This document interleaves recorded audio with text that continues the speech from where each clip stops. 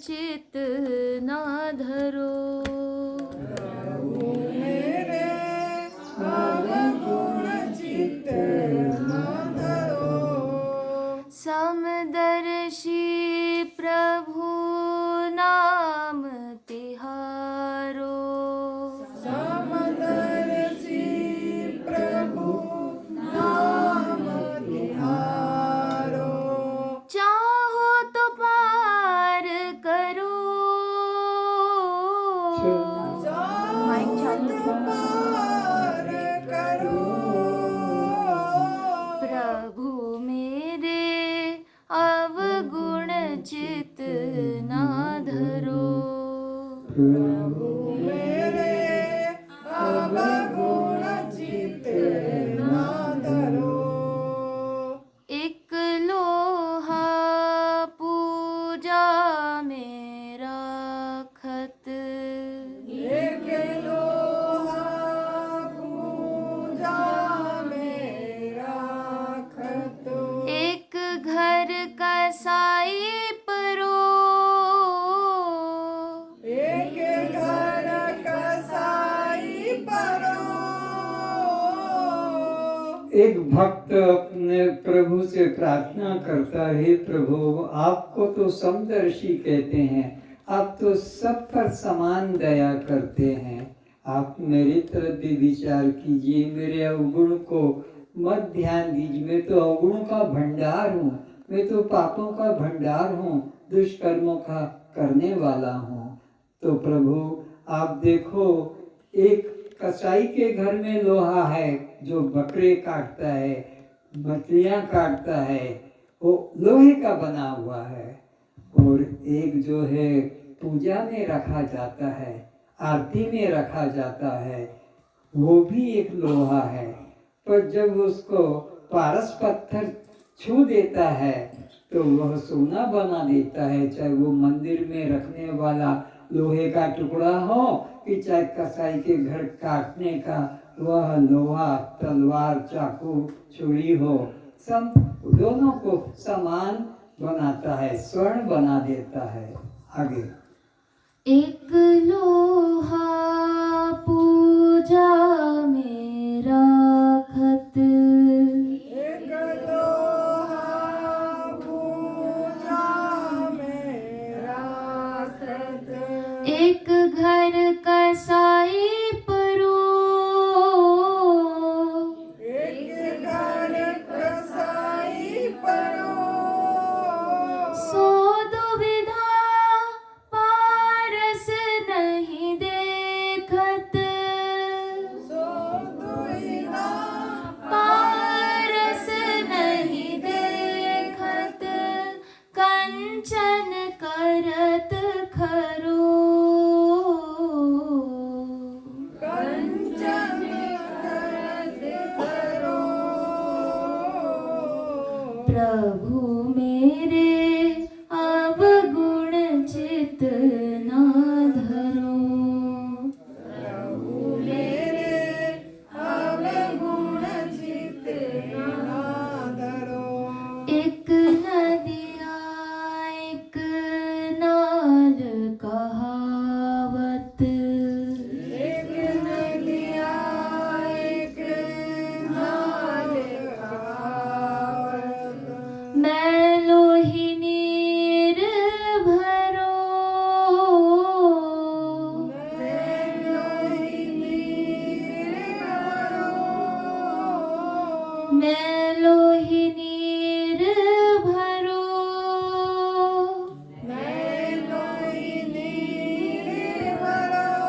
जब मिलके दो एक बरन भय।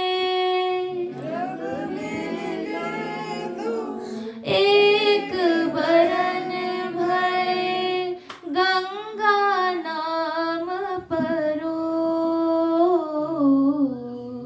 गंगा नाम परो। गटरों का गंदा नाला नदी में मिल जाता है और वो नदी फिर गंगा सागर में मिल जाती है। तो फिर वह भेद नहीं रहता कि ये गंदा गटर का पानी है या यह नदी छोटी है, लेकिन दोनों के दोनों को नाम बदल कर वे गंगा सागर हो जाते हैं। तो प्रभु कोई तो बहुत बहुत बड़ी बड़ी ध्यान भक्ति करने वाला है, कोई बहुत जप तप करने वाला है, लेकिन मैं तो ये सब कुछ नहीं जानता हूँ। अधम आप मुझे स्वीकार करें। एक जीव एक ईश कहावत, एक जीव एक ईश कहावत, माया का सब झगड़ा, माया का सब झगड़ा। एक चैतन्य परमात्मा है, अविद्या उपाधि के कारण वो जीव कहलाता है, वही माया उपाधि से ईश्वर कहलाता है। वस्तुतः जीव और ईश्वर दो सत्ता नहीं है। यह तो घट उपाधि से एक आकाश को घटाकाश कहा जाता है और मठ उपाधि से उसी आकाश को मठाकाश कहा जाता है। पर घट का आकाश और मठ का आकाश ये दो नहीं, आकाश तो वो एक महाकाश ही है, उसी के ये दो नाम पड़ गए। घट के कारण घटाकाश और मठ के कारण मठाकाश। इसी प्रकार एक चैतन्य ब्रह्म सत्ता आकाश की तरह है, पर वह अविद्या के कारण जीव कहलाती है और माया के कारण ईश्वर। तो ये दोनों अविद्या माया का झंझट है, परंतु सत्य तो परमात्मा तो एक ही है। एक जीव एक ईश कहावत, एक जीव एक ईश कहावत, माया का सब झगड़ा, माया का सब झगड़ा, माया का सब झगड़ा, माया का सब झगड़ा। घट और मठ को तोड़ दिया जाए तो आकाश वह वही वहाँ का वही एक है, से टूटना या जुड़ना नहीं पड़ता है। अब की बार मोहे पार उतारो, अब की बार मुझे पार उतारो, नहीं अश जात तरो, नहीं अस जात तरो, प्रभु मेरे अवगुण चित ना धरो, प्रभु मेरे अवगुण चित ना धरो। समदर्शी प्रभु नाम तिहारो, समदर्शी प्रभु नाम तिहारो, चाहो तो पार करो, चाहो तो पार करो, प्रभु मेरे अवगुण चित ना धरो, मेरे अवगुण चित ना धरो। आपने तो कहा है जब जब धर्म छुपता है, पाप बढ़ जाता है, तब तभी मैं अपने सगुण साकार रूप की रचना करता हूँ। वैसे तो मेरा सच्चा रूप तो निर्गुण निराकार है लेकिन मैं पापियों का उद्धार करने के लिए, धर्मियों का कल्याण करने के लिए आता हूँ। तो प्रभु इस बार तो मेरा कल्याण आप कर ही दीजिए। मेरी आपके चरणों में अनंत अनंत प्रार्थना है। इस तरह से भगवान से यह भक्त प्रार्थना करता है। प्रभु मेरे अवगुण चित ना धरो, प्रभु मेरे अव और फिर मैं आपको बुरा ना लगे तो सच बात कह दूं, अगर आपने मेरा उद्धार नहीं किया तो आपकी बदनामी हो जाएगी, आपकी बदनामी हो जाएगी। दयालु नहीं कहा जाएगा, करुणा सागर नहीं कहा जाएगा, दीन बंधु नहीं कहा जाएगा, तुम्हारी इज्जत चली जाएगी। तो प्रभु मेरा उद्धार कर दीजिए। इस लाइन को प्रभु मेरे अवगुण चित ना धरो, मेरे अवगुण चित ना धरो। प्रभु मेरे अवगुण चित ना धरो। प्रभु मेरे अवगुण चित ना धरो।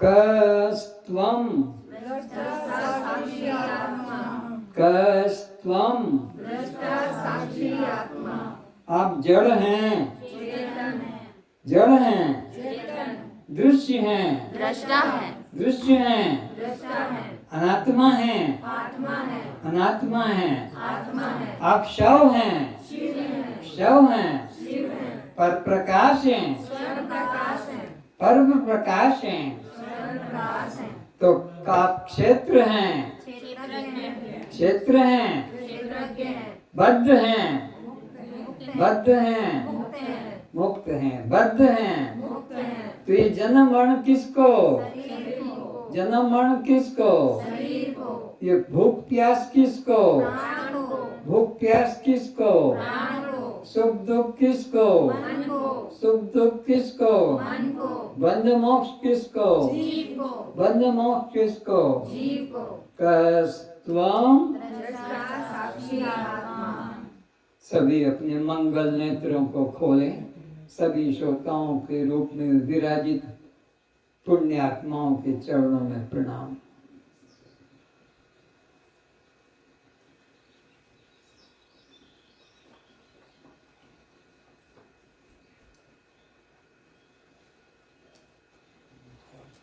आज दो भाई नए आए हैं क्या? हाँ, 3 जन आए। 3 जन हाथ रो। 3 नए नए हैं तो ये आज ही के लिए होंगे तो बहुत खतरनाक हो जाएगा, क्योंकि विषय तो बहुत आगे बढ़ गया है। ऐसे इस क्लास का नियम है, पहले दिन से ही जो बैठते हैं आई की तरह उन्हें पढ़ाया जाता। अब तो ये अंतिम विषय चल रहा, तो ये अब क्या आज ही के मेहमान हैं? नहीं, अभी रहने के लिए आए, यहीं रहने के लिए आए रहेंगे 20 दिन। अच्छा, अभी। तो इस क्लास का नियम है रस्सी बांध के हाथ में, पशु की तरह नहीं रहते हैं। अब ये खतरनाक बात लगेगी कि हमको पशु कह दिया, किंतु जो लोग शुरू दिन से बैठे हैं उनके अंदर क्या आनंद की फुलझड़ियाँ छूट रही है वो जानते हैं। उनको कोई कहे आनंद ही आनंद की और मिले तो निकाल दो इसको। हाँ, फिर घर में जाके बांध लेना, कोई देवता रोकने नहीं आएगा। जल्दी। तो अनादिकाल से यानी जब से ये सृष्टि बनी है तब से आप हैं। आपको लगा है 50 साल, आपको लगा है 60 साल, आपको लगा है 70 साल, इसको लगा है 90 साल, 95 साल। ये सब किसकी महिमा, किसकी गिनती है? इस चमड़े की, इस चमार की। ये शरीर चमार है, ये शरीर भंगी है, क्योंकि मल का डब्बा साथ रखता है।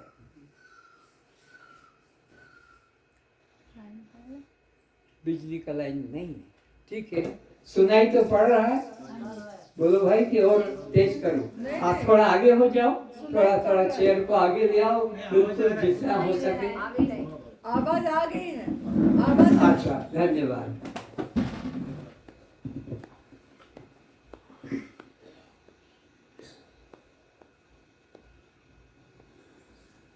अष्टवक्र जी राजा जनक की सभा में पहुंच गए तो सारी सभा उनको देखकर हंसने लगी, क्योंकि वो राजा के सिंहासन पर बैठ गए और राजा का सिंहासन राजा ने छोड़ दिया था जनक जी ने कि जो ब्रह्म ज्ञानी होगा वो यहाँ आकर बैठेगा। और अष्टावक्र जी 8 अंगों से टेढ़े और बैठ गए वहां। तो अष्टावक्र के इस व्यवहार को देखकर वे जो 1000 पंडित विद्वान बैठे थे, जो शास्त्र वेदांत उपनिषद पढ़ रहे थे, उसकी चर्चा चल रही थी। तो वो अष्टावक्र जी के शरीर को, विकृत शरीर को, टेढ़े मेढ़े शरीर को देखकर हंस पड़े। तो अष्टावक्र जी ने सोचा, इन मूर्खों को, ये जो वेद उपनिषद पढ़ रहे हैं, इन मूर्खों को ईंट का जवाब मुझे पत्थर से देना होगा, तभी इनकी अकल ठिकाने आएगी। अपने आप को बड़ा विद्वान मानकर बैठे, चर्चाएं कर रहे हैं, ब्रह्म चर्चा कर रहे हैं। तो जब जोर से हंसे तो वे जो पंडित 1000 बैठे थे, उनकी हंसी रुक गई। इतना जोर से उन्होंने हास्य किया। तो जनक जी खड़े होकर कहते, आप पहले तो यहाँ आसन पर क्यों बैठे? ये आसन तो उनके लिए जो ब्रह्म को जानता है, और तुम इस पर आकर बैठ गए। किसी ब्राह्मण की हिम्मत नहीं हुई जो 1000 यहाँ बैठे हैं, वेद उपनिषद के ज्ञाता। लेकिन मैंने कहा था जो ब्रह्म को जानता है, परमात्मा को जो जानता है, उसके लिए आसन था। इसलिए 1000 पंडितों को हिम्मत नहीं हुई। और तुम अपनी शक्ल तो देखो, क्योंकि पांव टेढ़े, गर्दन टेढ़ी, हाथ टेढ़ा, मुख टेढ़ा, और तुम यहाँ बैठ गए। तो आप किसको देखकर हंसे हैं? ये पूछा जनक ने। आपको हंसी, आपकी शरीर की तो ऐसी अवस्था है, तो हंसेंगे सब, लेकिन तुम किसको देखकर हंसे? तो बोले, मुझे हंसी इसलिए आई कि इन चमारों की सभा में और ब्रह्म चर्चा हो रही है, सत्य की चर्चा हो रही, ये मुझे देख के आश्चर्य हुआ। तो जनक ने कहा, आप होश में बात कीजिए, यहाँ सब उच्च कोटि के विद्वान ब्राह्मण बैठे हैं, आपने कैसे कह दिया? जब कोई चमार नहीं है। अच्छा, तो ये किसकी चर्चा कर रहे हैं? ये ब्रह्म की चर्चा करते हैं। और ब्रह्म की चर्चा क्या कर रहे हैं? सब ब्रह्म है। तो इनका ब्रह्म टेढ़ा कहां से है, लूला लंगड़ा कहां से है? ये किसे देखकर हंसे? अष्टावक्र कहता है, मेरे शरीर को देखकर हंसे है ना? बोलो हाँ। तो तुम्हारा शरीर तो ये आत्मदर्शी है कि चर्मदृष्टि, चमार? ये चमड़े को देखने वाले हैं। चमड़ा गोरा है, काला है, स्त्री है, पुरुष है, जवान है, बूढ़ा है, यही तो दिख रहा है इनको।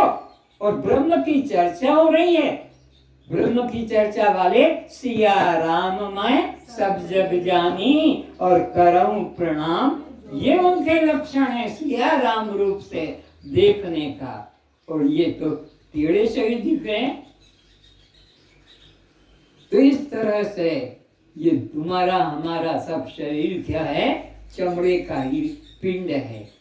माता पिता के गंदे, निकृष्ट, जो छूने योग्य नहीं, सूंघने योग्य नहीं, चाटने पीने योग्य नहीं, रज और वीर्य, पुरुषों का वीर्य कहलाता है, स्त्रियों का, उससे बना शरीर जो इतनी गंदी से गंदी धातु का, और उसमें आज अहंकार में ब्राह्मण, मैं क्षत्रिय, मैं वैश्य, मैं शूद्र, मैं ब्रह्मचारी, मैं गृहस्थी, मैं वानप्रस्थी और मैं सन्यासी।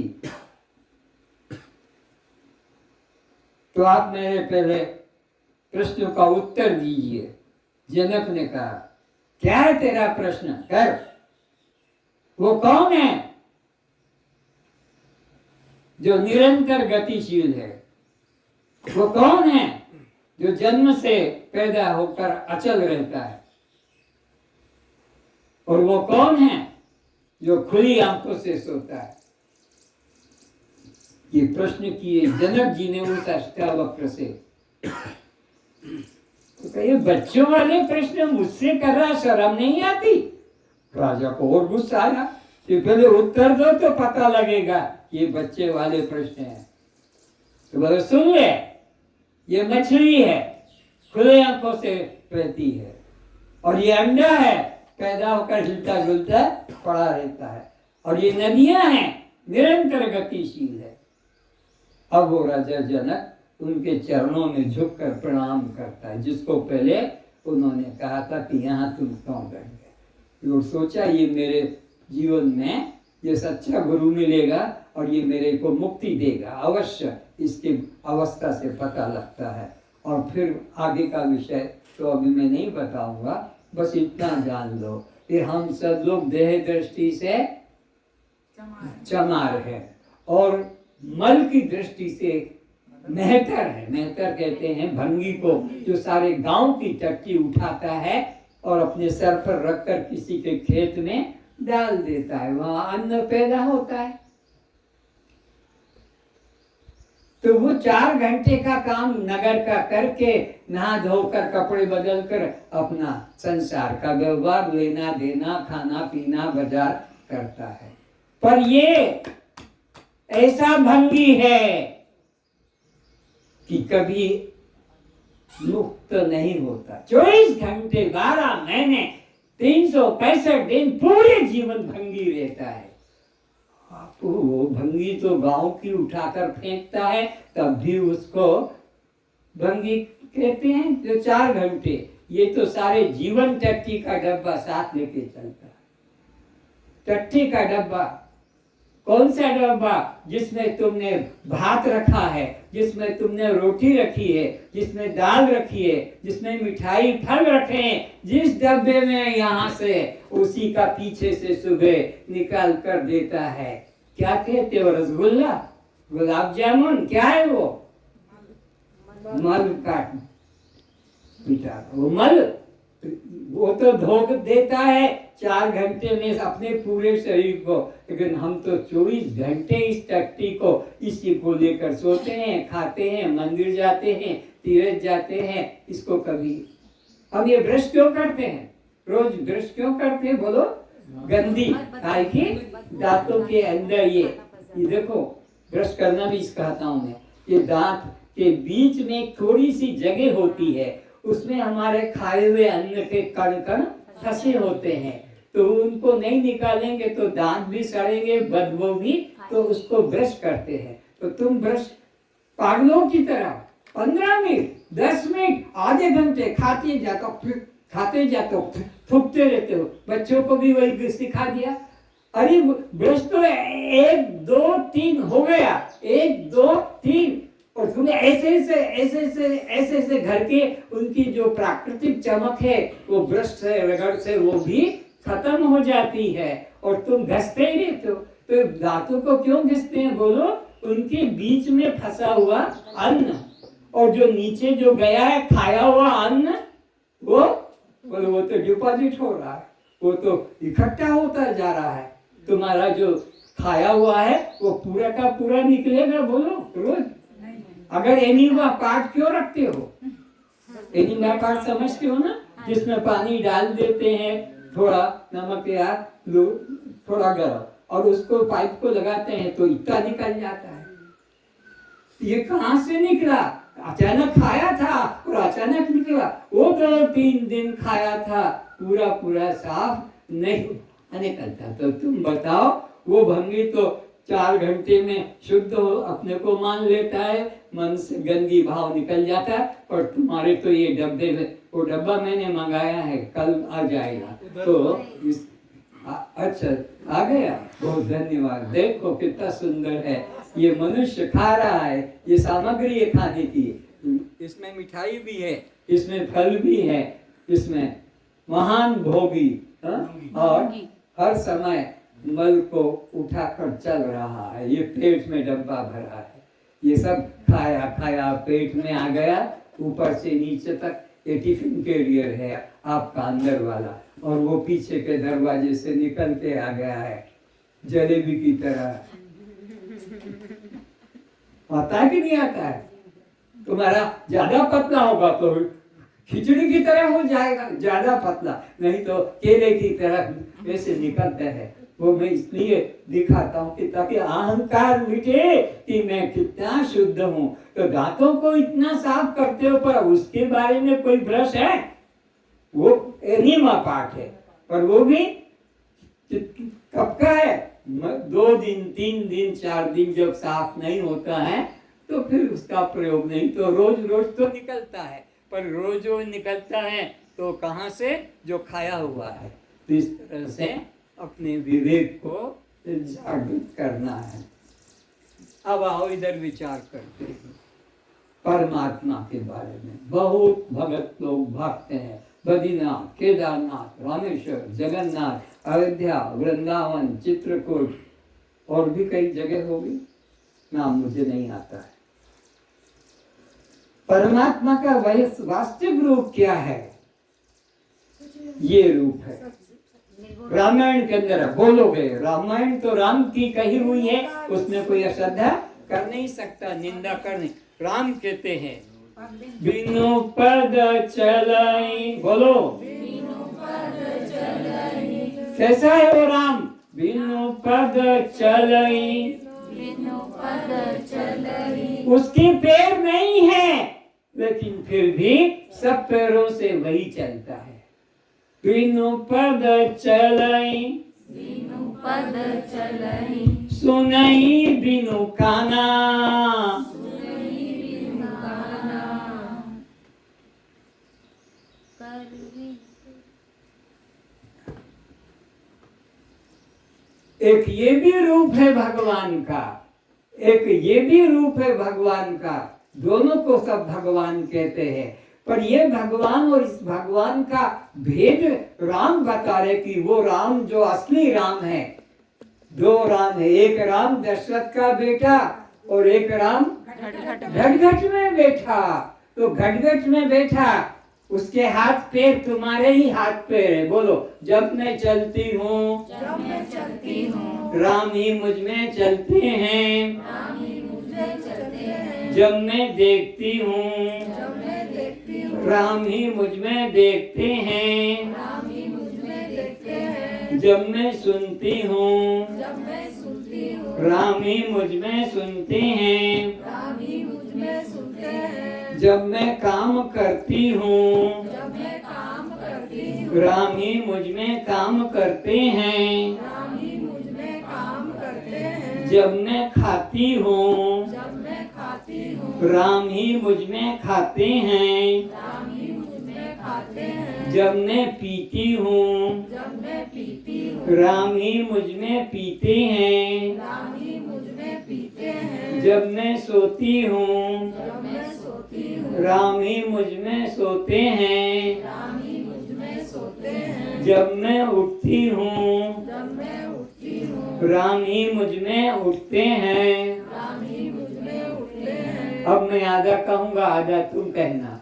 जब मैं चलती हूँ, राम ही मुझ में चलते हैं। जब मैं देखती हूँ, राम ही मुझ में देखते हैं। जब मैं सुनती हूँ, राम ही मुझ में सुनते हैं। जब मैं करती हूँ, राम ही मुझ में करते हैं। ये केवल यहाँ बोलने के लिए कि जीवन में अनुभव करने के लिए? प्रतिदिन प्रत्येक क्रिया में अनुभव करने की मैं विद्या देता हूँ। मैं रटने की विद्या नहीं बता रहा हूँ। एक एक क्रिया में ये सोचते वही चल रहा है, वही देख रहा है, वही सुन रहा है, वही कर रहा है। तुम अपने करने का अहंकार मत करना, तुम अपने बोलने का अहंकार मत करना, तुम किसी कर्म का अहंकार मत करना। ये सब वही कर रहा है। तो जब मैं चलती हूँ, जब मैं चलती हूँ, जब मैं सोती हूँ, जब मैं सोती हूँ, तो मैं तो आधा बोलने के लिए बोला था ना, आधा मैं बोल चुका पहले, फिर से। तो जब मैं देखती हूँ, परमात्मा ही मुझ में देखते हैं। जब मैं सुनती हूँ, परमात्मा ही मुझ में सुनते हैं। सीधी सी बात है, राम भी वो सुनते हैं। जब मैं देखती हूँ, राम ही देखते हैं, तो क्या क्या बोल जाते हो तुम? जब मैं देखती हूँ, राम ही मुझ में देखते हैं। जब मैं खाती हूँ, राम ही मुझ में खाते हैं। जब मैं काम करती हूँ, राम ही मुझ में काम करते हैं। जब मैं सोती हूँ, राम ही मुझ में सोते हैं। जब मैं जागती हूँ, राम ही मुझ में जागते हैं। बस त्वं। साक्षी आत्मा। तो विचार करना है रामायण में राम का रूप के बारे में। फिर से बोलेंगे। अब बिनु पद चलाई, बिनु पद चलई, ये रूप भी दिखा रहा हूं मैं, जगन्नाथ। इसका नाम क्या है? जगन्नाथ का अर्थ क्या होता है? जगत का नाथ। जगतर नाथ जगन्नाथ है उसी। परमात्मा को जगन्नाथ क्यों कहते हैं? वो जगत का स्वामी। इसको विश्वनाथ क्यों कहते हैं? ये विश्व का स्वामी है। ये खाली ब्रज का है, राम अयोध्या के हैं। ये एक एक के जगह के मालिक बन के बैठे। राम को अयोध्या वासी कहते हैं, इनको ब्रजवासी कहते हैं, पर इनको विश्वनाथ कहते हैं। तो ये जगन्नाथ क्या है? विश्वनाथ। जगन्नाथ जगत का नाथ है। और जगत में कोई हिंदू का संबंध है? मुसलमान, ईसाई, जैन, बौद्ध, आर्य, हिंदुस्तान, पाकिस्तान, और कितने कितने, इंग्लैंड, अमेरिका, सबको इकट्ठा करते हैं। ये नहीं कि इंग्लैंड अमेरिका का अलग है, पाकिस्तान का अलग है, अरब का अलग है, मारवाड़ का, ना, हरि व्यापक सर्वत्र समाना। तो वो जगन्नाथ परमात्मा किस रूप का है? ये मुरली वाला को जगन्नाथ नहीं कहोगे, धनुष वाले को जगन्नाथ नहीं कहोगे, त्रिशूल वाले को जगन्नाथ नहीं कहोगे, उसको किसको जगन्नाथ कहोगे? जो सबका, उसका कोई अपना व्यक्तिगत इंडिविजुअल रूप नहीं है, निर्गुण निराकार, उसको निर्गुण निराकार। तो अब इसी को, तो वो इसी में आकर, इसमें जो है वो इसमें आके बैठा है, इसमें, तुम में, हम सब में बैठा है। इसलिए तो जगत का नाथ है। एक व्यक्ति का, एक राम का, कृष्ण का, शंकर का नहीं, सब प्राणियों का मालिक है। तो उसको अपने अंदर स्वीकार करना है चैतन्य रूप में। मंदिर में सर मत फोड़ो जा जाकर, तीर्थों में जा जाकर अपनी टांगे मत घिसाओ, या अपने धन की बर्बादी मत करो, जीवन का नाश मत करो। ये बाहर भटक भटक कर कि वहां मिलेगा, वहां मिलेगा, वहां चलेंगे, वो कर देगा। तो परमात्मा सबके इस देह मंदिर में है। ईश्वर गीता के 18 अध्याय के 61 श्लोक में पढ़ के बताओ क्या भगवान कहता है? ईश्वर सर्वभूतानां हृदयस्य अर्जुन तिष्ठति, ब्राह्मण्य सर्वभूतानि यंत्रारूढ़ानि माया। माइक दो इसको।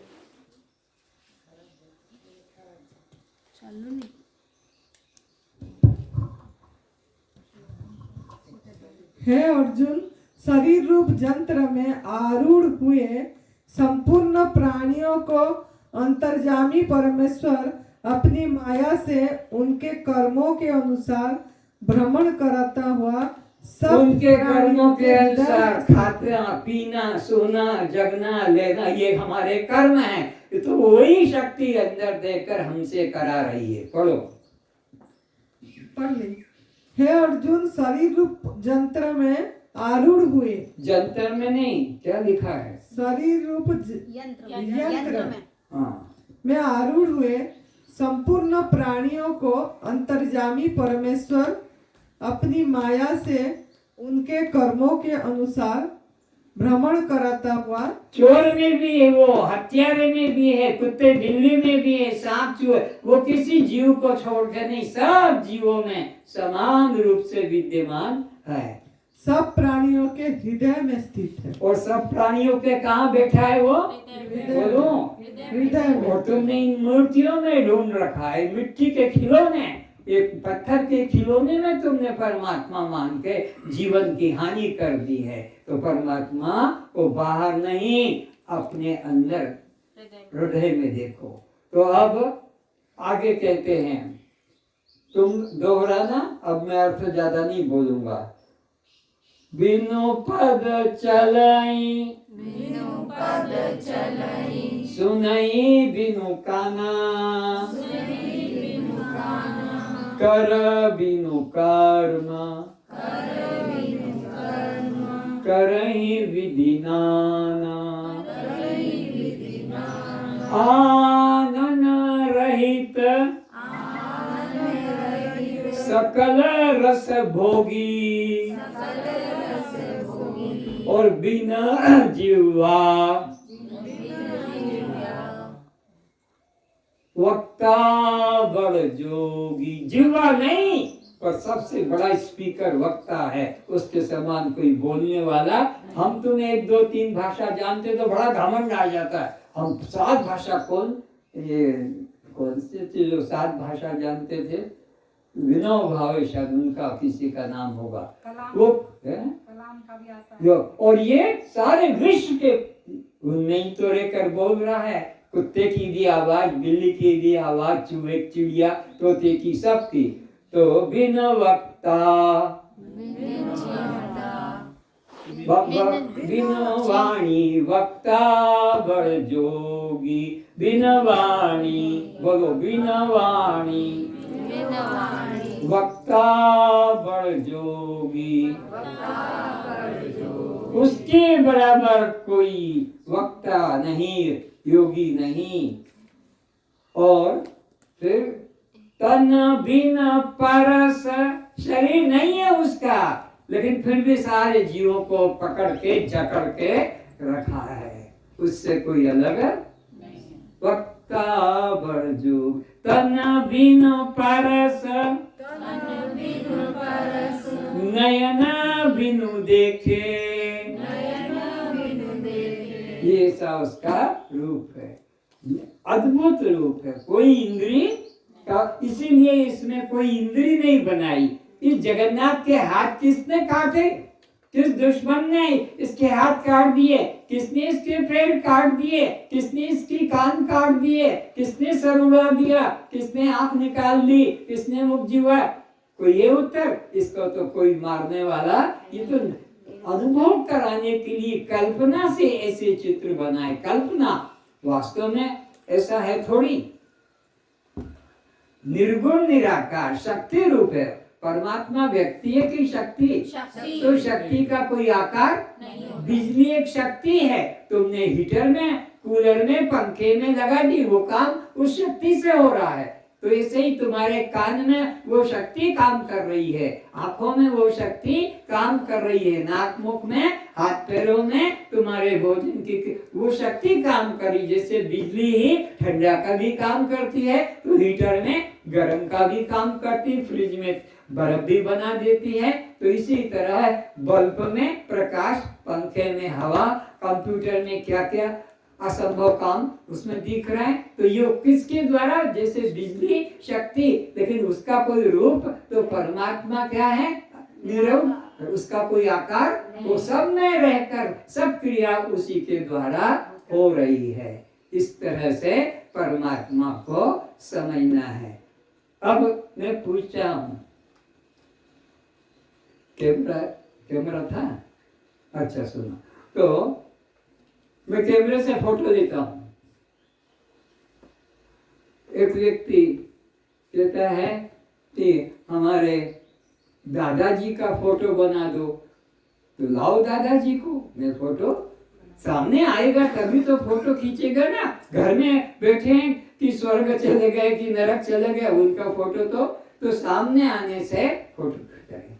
लेकिन मैं तुम्हारे दादाजी का फोटो बना सकता हूँ, कैमरामैन नहीं बना पाएगा, क्योंकि कैमरामैन तो केवल सामने लाओ खींच देता हूँ, लेकिन मैं उनको फोटो खींच देता हूँ। मेरे पास में वो कला है। क्या है कला? अभी मेरे पास में निगेटिव है, तो 1000 तुम्हारे फोटो बना सकता हूँ। एक एक चीज को कम मैं आपको विवेक कराऊंगा। इसमें जो है दादा, नाना, काका, काकी सबका फोटो है, और एक नहीं 1000 बनेंगे, एक जैसे बनेंगे। जैसा निगेटिव वैसा। तो आज से 25 साल 20 साल पहले निगेटिव होते थे, तो उससे फोटो खींचते थे। अब विज्ञान बढ़ गया, तो आपके जैसे के तैसे तो बिना निगेटिव के भी मोबाइल में भी मशीनों में कौन सी मशीन है जो फोटो लेती है? उसी। तो वो फोटो तो निगेटिव है ना। तो आपके दादाजी का निगेटिव दे दो, बोले नहीं वो तो मर गए, तो उनका फोटो दुनिया का कोई कैमरामैन, लेकिन अगर उनका निगेटिव है तो मैं बना देता हूँ। निगेटिव है तो हमने पूछा उनका निगेटिव किसके पास है? राम का निगेटिव किसके पास है? कृष्ण का निगेटिव, शंकर का, दुर्गा का, अम्बा का है विश्व में कोई जो निगेटिव दे दे? तो जिसका निगेटिव नहीं है पॉजिटिव होगा कि कल्पना?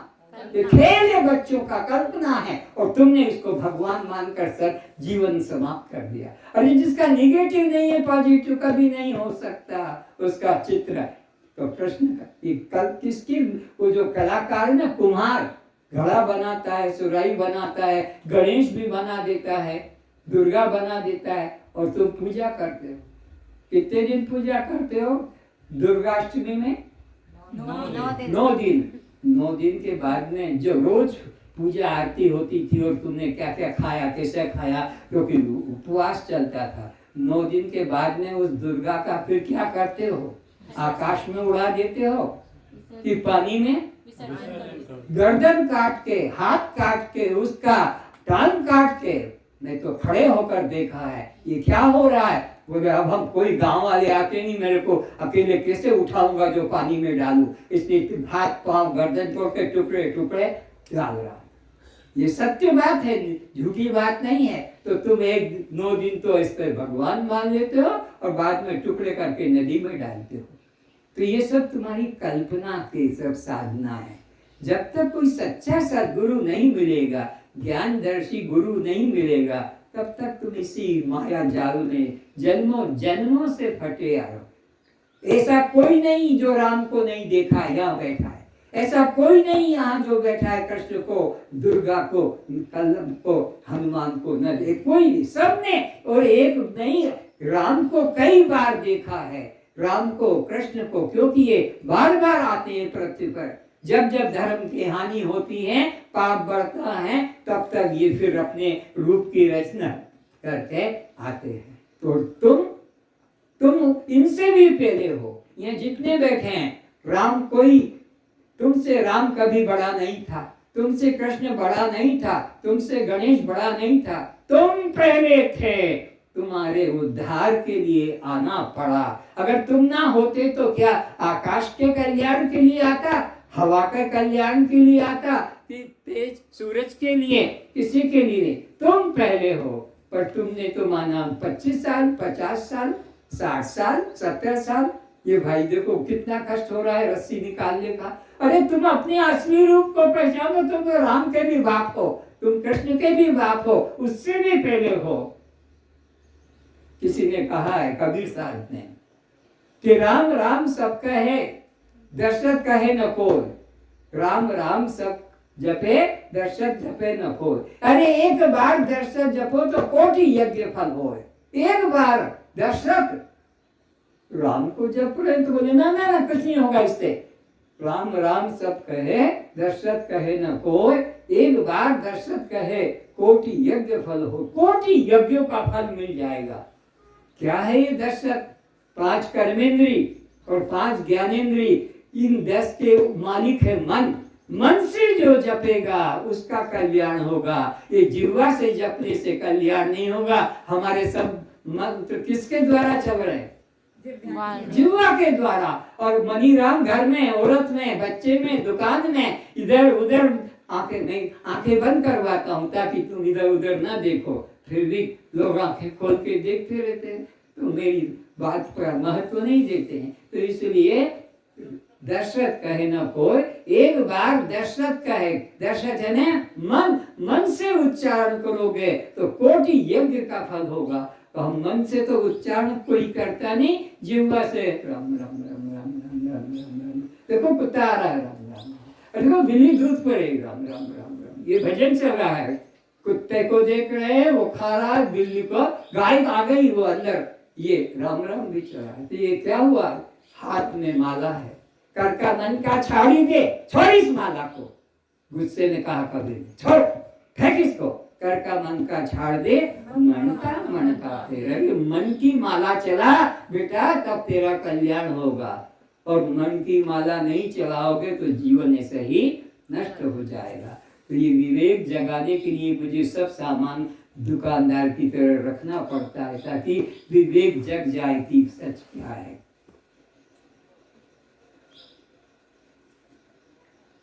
तो बताओ, इनका कोई के पास में निगेटिव है? ये फिर कैसे बना? बिना निगेटिव के कैसे बन गया? कल्पना में। इनकी निगेटिव जब नहीं है तो फिर पॉजिटिव कैसे बनेगा? और निगेटिव वेद में है अपाणिपादो जौनो ग्रहीता। गीता के 13 अध्याय के अंदर 11 श्लोक में देखोगे उसकी निगेटिव बताइए वो कैसा है परमात्मा। नंबर आगे पीछे हो सकते हैं लेकिन देखना 11 वर्ष। अपाणिपादो जौनो ग्रहीता पश्यत चक्षु स शृणोत अकर्णा स वेत्ति वेद्यं न च कस्यास्य वेत्ता तमाहुरग्रम पुरुषम महांतम। परमात्मा के स्वरूप का लक्षण पढ़ के देख लो 1-2 श्लोकों में। नहीं मिला?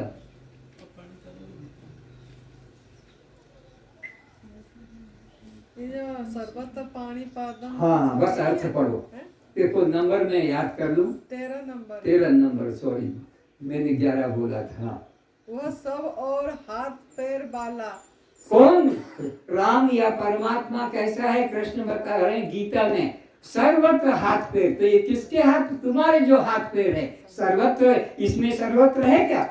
अब पागल हो जाएगा सर्वत्र अगर हाथ भी है और सर्वत्र पैर हो। यहाँ भी पैर, यहाँ भी पैर, यहाँ भी हाथ, ऐसा नहीं है। ये सब जितने शरीर है उनका इशारा पर कौन पंडित बताता है? बस पढ़ दिया और सो गया। सर्वत्र पढ़ो इसको फिर से। वह सब और हाथ पैर वाला, सब और नेत्र सिर और मुख वाला। अब सब और नेत्र वाला होगा तो नेत्र पीछे भी है, नेत्र आगे भी है, इधर भी उधर भी, तो ये तो कार्टून बन जाएगा। और तथा सब और कान वाला है क्योंकि वह संसार में सबको व्यास करके स्थित है। तो वो सबके अंदर घुसा हुआ है तो सब शरीर उसी के हैं। ये इशारा राम कोई अलग दशरथ का बेटा बन के नहीं है बल्कि सब शरीर उसी के हैं। सब हाथ उसी के हैं, सब आंख उन्हीं के, सब कान उसी के, सब पैर उसी के, सब पैरों में उसी की शक्ति है, सब आंखों में उसी की शक्ति है, सब वाणी में इस तरह इशारा दिया है। तो अब विचार करने का है कि यह कल्पना मात्र है, ये सत्य। क्योंकि आज मेरे पास ये है और मंदिर में ये मूर्त नहीं, वहां और मूर्त होगी कृष्ण की, और किसी के घर में और मूर्त होगी, राम के भी हर मंदिर में अलग अलग आकार बने हुए हैं। तो फिर ये क्यों? क्योंकि राम की अगर असली मूर्ति होती तो सारे विश्व में, सारे मंदिर में कृष्ण की असली मूर्ति तो सब में एक जैसी होती। तो ये तो सब कल्पना के खेल है। अच्छा, तो परमात्मा की बात आगे बढ़ाते हैं। कल जो हमने आपको बोध कराया था स्थूल शरीर का, स्थूल शरीर कितने महाभूतों का बना हुआ है? कौन कौन से नाम बोलो? आकाश, वायु, तेज, जल, पृथ्वी। भाई आकाश के कितने तत्व हैं? 5। कौन कौन से? शोक, काम, क्रोध, मोह, भय। अब ये तो आपको बोलना चाहिए, लिखा दिया, चार्ट भी बनवा दिया, अभी भी नहीं बोलोगे। नहीं बोलूंगा कि तुमको बोलना चाहिए। अब वायु के कौन से तत्व हैं?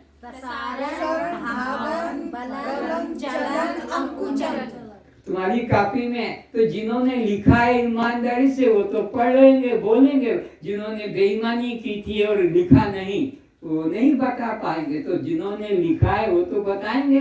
तो बताओ तेज के कौन से 5 तत्व हैं? और जल के कौन से हैं?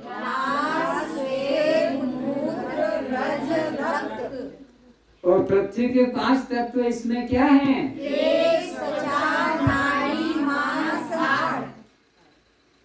कस्त्वम।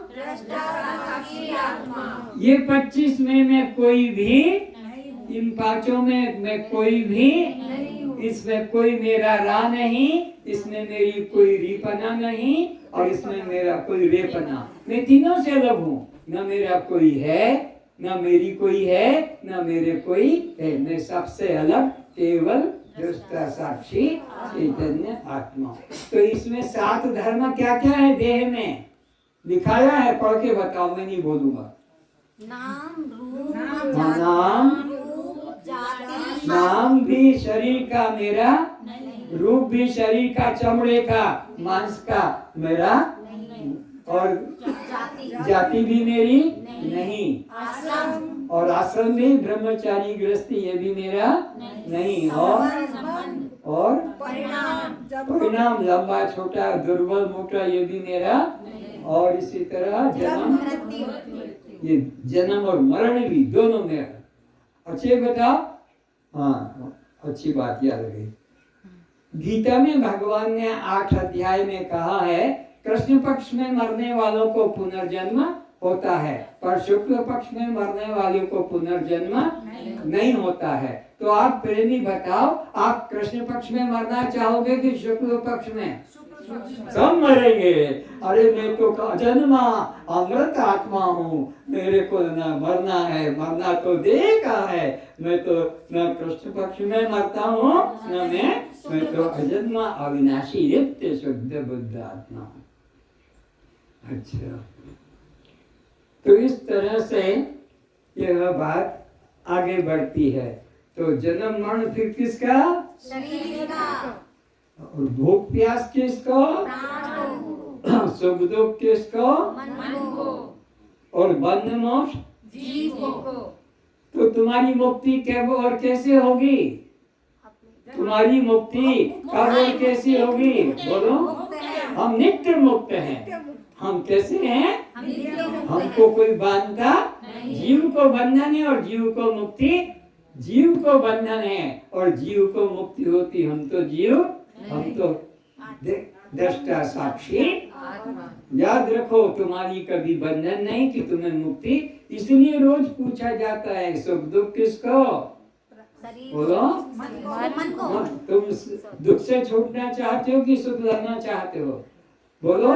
तुम्हें दुख से छूटना है ना, क्योंकि ये तो जीव को है, मन को है। हम तो मन, हम तो दृष्टा साक्षी आत्मा है। तो फिर तुम ब्रह्मचारी हो कि गृहस्थी हो? सब हम गृहस्थी, ब्रह्मचारी, वानप्रस्थी, ये सब देह के अंदर जुड़े हुए हैं। हम तो देह हैं, देह के अंदर दृष्टा साक्षी आत्मा। तो फिर आप लोग पत्नी वाले, पति वाले, तुम सब अपने को गृहस्थी मानते हो कि सन्यासी? गृहस्थी सन्यासी। हम तो इससे भी ऊपर जो इन सब को देखने वाला, चारों आश्रम को, चारों जातियों को देखने वाला जो चैतन्य आत्मा है, वो मैं हूँ, ये शरीर नहीं। अच्छा, ये संसारी लोग सोते हैं और ज्ञानी लोग जागते हैं। गीता में 2 अध्याय के 69 श्लोक में भगवान ने अर्जुन को कहा, तो कौन सोते हैं और कौन जागते हैं? आप लोग जागते हो कि सोते हो? जागना और सोना किसका धर्म है? लेकिन मैं, देह दृष्टि जब तक है तब तक सब सो रहे हैं। मोह निशा सब सोवन हारा, ऐसा रामायण में भगवान राम ने कहा। मोह, ये मेरा, ये मोह है, मेरा, मेरी, मेरे, मेरे। तो जब तक ये तुम्हारे मन में भाव है तब तक सब सो रहे हैं, खुली आंख करने से भी और बंद आंख करने। और योगी ज्ञानी जो ने दृष्टा साक्षी, वो सोते हुए भी जाग रहा है, वो सोते हुए भी, वो न सोता है न जागता, दोनों से अलग है।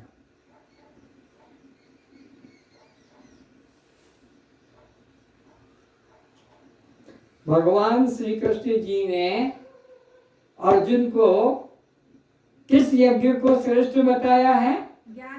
ज्ञान यज्ञ को।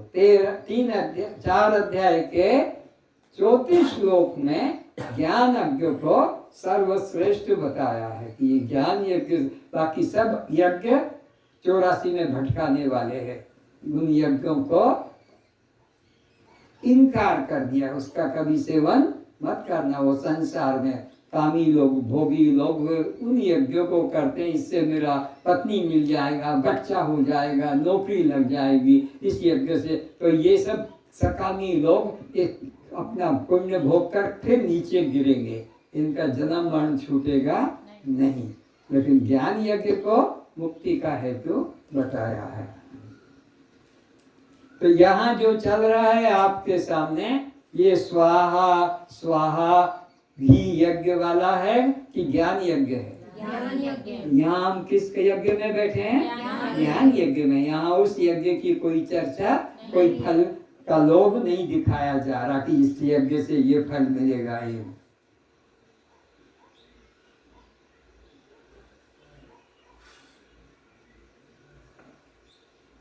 भगवान संन्यास देते समय क्या क्या काट के फेंका जाता है? बोलो।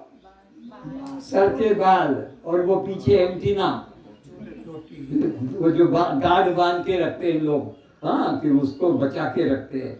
संन्यास देते समय गुरु कहता काटो इसको, ये पूंछ बंदर वाली नहीं चाहिए इसमें।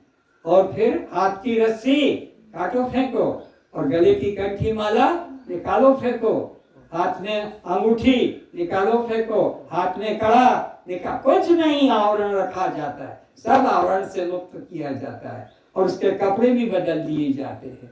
जो कपड़े संसार में पहनता है, पैंट शर्ट साड़ी ब्लाउज हटाओ, संन्यास का अलग रूप है। सत्य से जिसका संबंध जुड़ गया, देह संबंधी सब अहंकार छुड़ा दी जाते। लेकिन अज्ञानी लोग सत्य बताने वाले पर क्रोध करते, मेरा कड़ा निकाल दिया, मेरा ये चूड़ी खुलवा दी, मेरा यह रस्सी निकला दी, मेरी चोटी कटवा दी, मेरे बाल कटवा दी, ये कोई गुरु है? सत्संग छोड़ देगा पागल की तरह। अरे तूने क्या ज्ञान पाया है? पर उसको कोई सद्गुरु मिला नहीं, तो इसलिए वो अपनी इन्हीं अंधविश्वासों में फंसा जीवन समाप्त कर देता है। तो कृष्ण ने गीता में अभी क्या पढ़ के बताया कि वो सब धर्मों का त्याग कर। ये जो धर्म माने थे ना, मेरा गृहस्थी का धर्म है, मेरा वानप्रस्थी का धर्म है, मेरा सन्यासी का धर्म है, मेरे ब्रह्मचारी का धर्म है, या मेरे ब्राह्मण या मेरे क्षत्रिय का वैश्य का धर्म है, ये शूद्र का, सब धर्मों को फेंक मेरे सामने से। मेरे सामने कोई धर्म की चर्चा, धर्म तो तू जानेगा कि मैं जानूंगा? धर्म किसे कहते हैं? पागल गुरु के ज्ञान को ठुकरा देता है, अपनी मूल बुद्धि को रखकर सत्संग छोड़ देता है।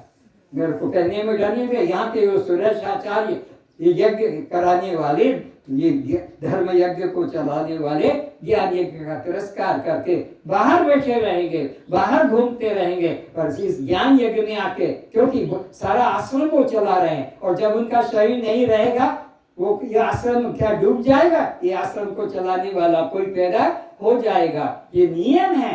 जब जब धर्म छुपता है, पाप बढ़ता है, तो अवतार आ जाते हैं, तो कोई दूसरा आ जाएगा, ये सदा से रहेगा। लेकिन वो ज्ञान यज्ञ के लिए बार बार बाहर से लोग आ रहे हैं, फोन कर करके, हमको इस यज्ञ में बैठना है। बाहर के लोग आते हैं, और वो घर के घर इसी आश्रम में बैठकर इस सत्संग में सामने नहीं आते हैं। ये इनके अंदर अहंकार है। मेरे को निकाल दे तो कोई चिंता नहीं, मैं अभी निकलने को तैयार हूँ, लेकिन मैं सत्य को छुपाने के लिए थोड़ी आया हूँ। तुमको अगर इस सत्य ज्ञान यहाँ नहीं मिलेगा, तो फिर कहाँ मिलेगा? वो तो सारा जीवन तुमने भटक भटक कर देख लिया, किस जगह तुमने ये ज्ञान, इस प्रकार का प्रैक्टिकल। अब सुनो, आज सूक्ष्म शरीर से मुक्ति कराई जाएगी। कैसे? कल तो स्थूल शरीर से मुक्ति हुई, आज सूक्ष्म शरीर, कारण शरीर से मुक्त हो जाएंगे। नोट करो, वो 7 अभिमान वाला है सूक्ष्म शरीर, जिससे हम आज छूटेंगे। नोट करो, कर्ता भोक्ता, कर्ता भोक्ता, पुण्य पाप, स्वर्ग नरक, सुख दुख। फिर से बोलता हूं, कर्ता भोक्ता अहंकार, ये अहंकार बता रहा हूं। कर्ता भोक्ता का अहंकार छूटेगा आज। आज आपका पुण्य पाप का अहंकार छूटेगा, स्वर्ग नरक का अहंकार छूटेगा, सुख दुख का, तो कर्ता भोक्ता, फिर पुण्य पाप, फिर स्वर्ग नरक, सुख दुख, उसके आगे है फिर चंचल शांत, ज्ञान अज्ञान और बंध मोक्ष। आज इतनी चिंताओं से तुम्हें हल्का कर दिया जाएगा, कोई अहंकार मन में नहीं रहेगा। कैसा जीवन हल्का हो जाएगा, कितनी मन को शांति मिलेगी। शरीर को तो शांति दे दी इस आश्रम वालों ने, शरीर को तो आपके रोग की, लेकिन ये जो मन के अंदर जो चिंता, अशांति, स्वर्ग नरक है, ये सबसे आज मुक्ति मिलेगी। प्रश्न है, जो सामग्री, इधर देखो, इधर पहले समझो, इसको रोक दो लाइट को थोड़ा। तो यहाँ जो हमने भोग रखा, जो भी तुम खाते हो, भगवान खाते हैं क्या? पत्रम पुष्पम फलम तोयम यो मे भक्ता प्रयच्छति तद अहम भक्तु हृदय स्नान प्रीतात्मना। मैं प्रेम से खाता हूँ जो मेरे आगे भक्त लोग। अब तुमने सारा जीवन भर में ये नाटक किया, कभी खाते देखा भगवान को? तुम्हारे बच्चे खा रहे हैं, दाल कम हो गई, भात कम हो गया, मांग लेते हैं। इनके आगे जो रखा, कभी मांगा कि भात कम हो गया, रोटी कम हो गई, तो ये खाते कहाँ फिर?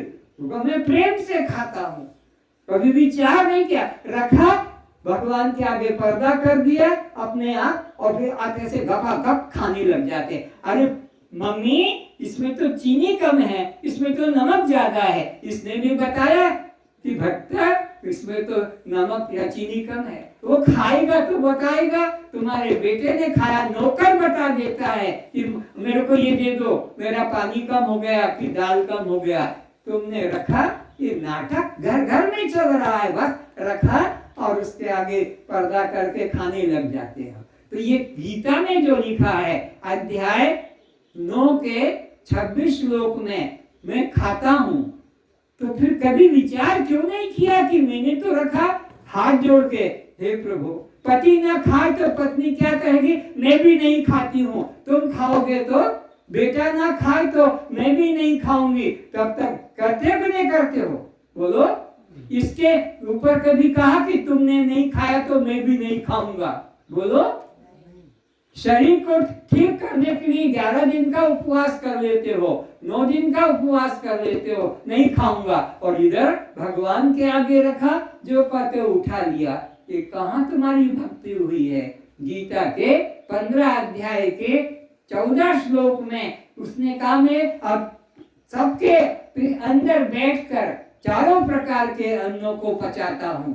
15 अध्याय के 14 श्लोक में कहता है, अहम वैश्वानरो भूत्वा प्राणिनाम देहमाश्रितः प्राणपान समायुक्ता पचाम्यन्नम चतुर्विधम। 4 प्रकार के अन्न भगवान कहते हैं मैं पचाता हूँ। किस तरह से? तुम्हारे शरीर में बैठकर, ना कि ये मिट्टी के खिलौनों में बैठ के वो खाता है।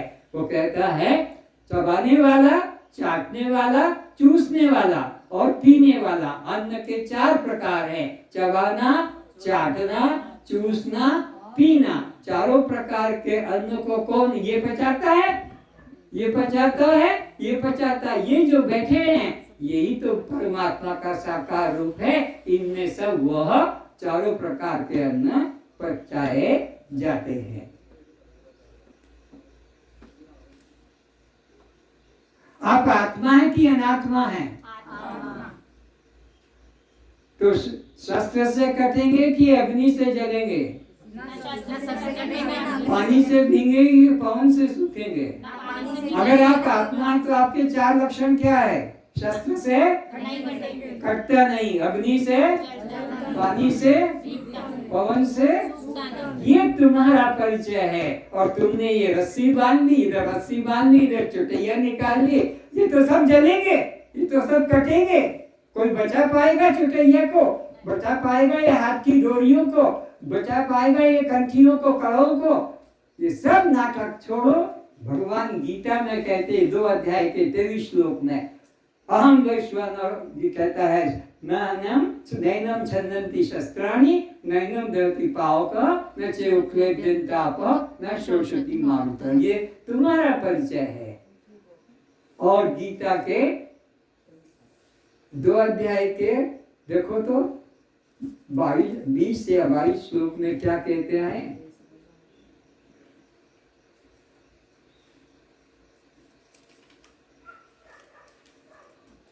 22 में हाँ। वासंसी जिन्ना में अर्थ पढ़ो।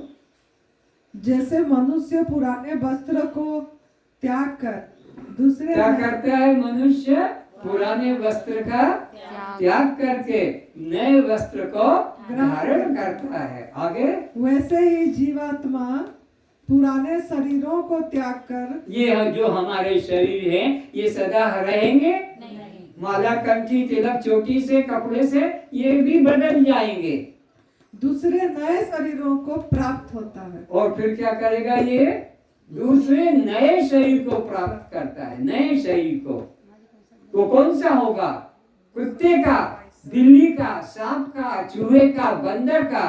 क्यों? तुम्हारे कर्म जो जस करई सो तस फल चाखा। जैसे जैसे वासनाओं से तुमने कर्म किया है उसी के अनुसार तुमको फल भोगने को मिलेगा। ये नहीं कि मनुष्य शरीर मर गया तो मनुष्य शरीर मिलेगा, कभी नहीं। वो तो बाई चांस करोड़ों करोड़ों शुभों के बाद ये कब हुक करी करुणा नर देही देत ईश बिना हेतु से नहीं। कभी कभी दया करके परमात्मा ये शरीर देता है, वो सब समय नहीं देता है। और ये हाथ से चला गया, ये लौकिक धर्म में, संसारी धर्म में, मेरा ये धर्म, मेरा वो धर्म, तो फिर तुमको कुत्ते, बिल्ली, गधे, घोड़े 84 लाख योनियां किसके लिए बनाई है? इस मनुष्य जीवन में आकर, और जिन्होंने आत्मज्ञान गुरु के पास नहीं लिया उनके लिए 84 लाख का चक्कर है। कुत्ते का नहीं है, बिल्ली को 84 नहीं, उनको 84 लाख में किनको जाना पड़ता है? जिन्होंने गुरु के पास जाकर आत्मज्ञान, उनको 84 में कुत्ता बनना पड़ेगा, गधा बनना पड़ेगा। पर ये नहीं कि कुत्ते को 84 लाख मिल रहा है, नहीं, वो तो कर्म के फल से उसको भटकना पड़ता है। तो इस तरह ये मनुष्य जीवन की महत्ता, उसको फिर ये जन्म पढ़ो। जैसे मनुष्य पुराने वस्त्र को त्याग कर दूसरे नए वस्त्रों को ग्रहण करता है, वैसे ही जीवात्मा पुराने शरीरों को त्याग कर दूसरे नए शरीरों को प्राप्त होता है। तो नए शरीर में 9 लाख प्रकार के जल में रहने वाले शरीर तुमको मिलेंगे, भोग कर आए हो। अब मिलेंगे की बात खत्म, क्योंकि तुमने निश्चय कर लिया कि मैं दृष्टा साक्षी, तो तुमको उस यात्रा में जाना नहीं पड़ेगा। लेकिन जो लोग ने ज्ञान नहीं पाया तो 9 लाख प्रकार के जल में मछली, मगर, कछुआ, ये जोनियां हैं अस्थि आदि, उसमें रहना पड़ेगा। 10 लाख आकाश में उड़ने वाले पक्षियों को जाना पड़ेगा। 10 लाख प्रकार के पक्षी हैं, और इसी प्रकार 11 लाख प्रकार के जमीन में सांप, चूहा तो रहने वाले नीचे आना पड़ेगा। और उसी प्रकार 20 लाख झाड़ पौधे, ये सब झाड़ पौधे ये हैं, ये 20 लाख प्रकार के अन्न में वृक्ष में जाना पड़ेगा। 30 लाख 4 टांगों से चलने वाले पक्षी हैं, उनमें जाना पड़ेगा, पशुओं में। और 4 लाख प्रकार के मनुष्य हैं, मनुष्यों में यक्ष, किन्नर, राक्षस, देव, गंधर्व, असुर, देव आदि इस योनियों में जाना पड़ेगा। और उसमें भी अंधा, लंगड़ा, विकलांग, नपुंसक, ये योनियां हैं अपने नीच कृत कर्म सब भोग सब भ्राता। तो ये अपने अपने कर्म को देखो कितना विस्तार। लेकिन इस आश्रम में रहने वाले भाई लोग आज दर्शन दे रहे हैं, यहाँ दूर दूर से लोग लाभ उठा रहे हैं, वो इधर उधर घूमेंगे, जाएंगे नीचे, लेकिन उनको रुचि नहीं। पता नहीं आज उनका कोई पुण्य जग गया, कोई शब्द बाण लग गया जो आकर बैठ गए। मैं सबको नमस्कार करता हूँ। अरे इस ज्ञान को दुनिया में नहीं पाओगे, ये सेवा तो करने वाले दूसरे मिल जाएंगे, तुम हम मर जाएंगे तब भी कोई दूसरा आकर कर देगा। पर ये आत्म ज्ञान कोई दूसरा देने वाला, ये तो तुमको अपना खुद करना पड़ेगा। तुम्हारे बिना तुम्हारा कल्याण कोई करेगा नहीं। आगे विचार करते हैं। तो आप अनात्मा है कि आप आत्मा है? आत्मा है। तो आप कटेंगे जलेंगे कि कभी कटेंगे जलेंगे? कटेगा जलेगा कौन? और मैं कौन हूँ जो कटता नहीं शस्त्र से, अग्नि से, पानी से और पवन से?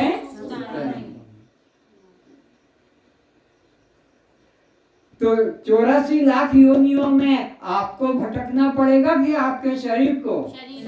शरीर तो जला दिया जाएगा मेरे भाइयों। यही ये कहाँ 84 में जाएगा? जीव आकर 4,84,000 जोनि भ्रमत यह जीव अविनाशी। याद रखो, यह जीव को 84 में जाए। शरीर तो कपड़े की तरह बदल दिया। दिन में रोज कपड़े बदलते, सुबह दोपहर रात्रि को कितने बदलते हैं? 84 लाख कपड़े बदलना है। कपड़े हैं योनिया, लेकिन जीव एक इनमें भटकता है। तो जाना आना धर्म शरीर का है कि जीव का? बोलो। जीव का। जाना आना शरीर का धर्म होता तो मुर्दे का भी शरीर शमशान चला जाता, गांव के लोगों को कंधे पे उठाकर लेकर जाना नहीं पड़ता। लेकिन जाते हैं, मुर्दा चला जाता है, उसको उठा के ले जाते हैं। क्यों? कि उसमें वो जो जीव था आने जाने वाला 84 वो नहीं रहा। ये विवेक करो।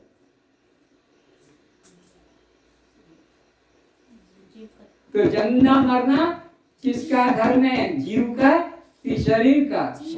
शरीर जन्मता है माँ के गर्भ से और शरीर मरता है। जीव तो अनादि से आ रहा है और जब तक ब्रह्म ज्ञान नहीं होगा 84 में भटकता रहेगा। और जिस योनि में ज्ञान हो गया, आज जिनको ज्ञान हो गया, आज ये आज मुक्त हो गए, जितने दिन का इनका शरीर का प्रारब्ध है बीमारी का, भोग का, उसको कोई दुनिया का गुरु, दुनिया का डॉक्टर, दुनिया का वैद्य बदल नहीं सकता। प्रारब्ध कर्म कठिन जग माही, बिना भोग यह छूटत।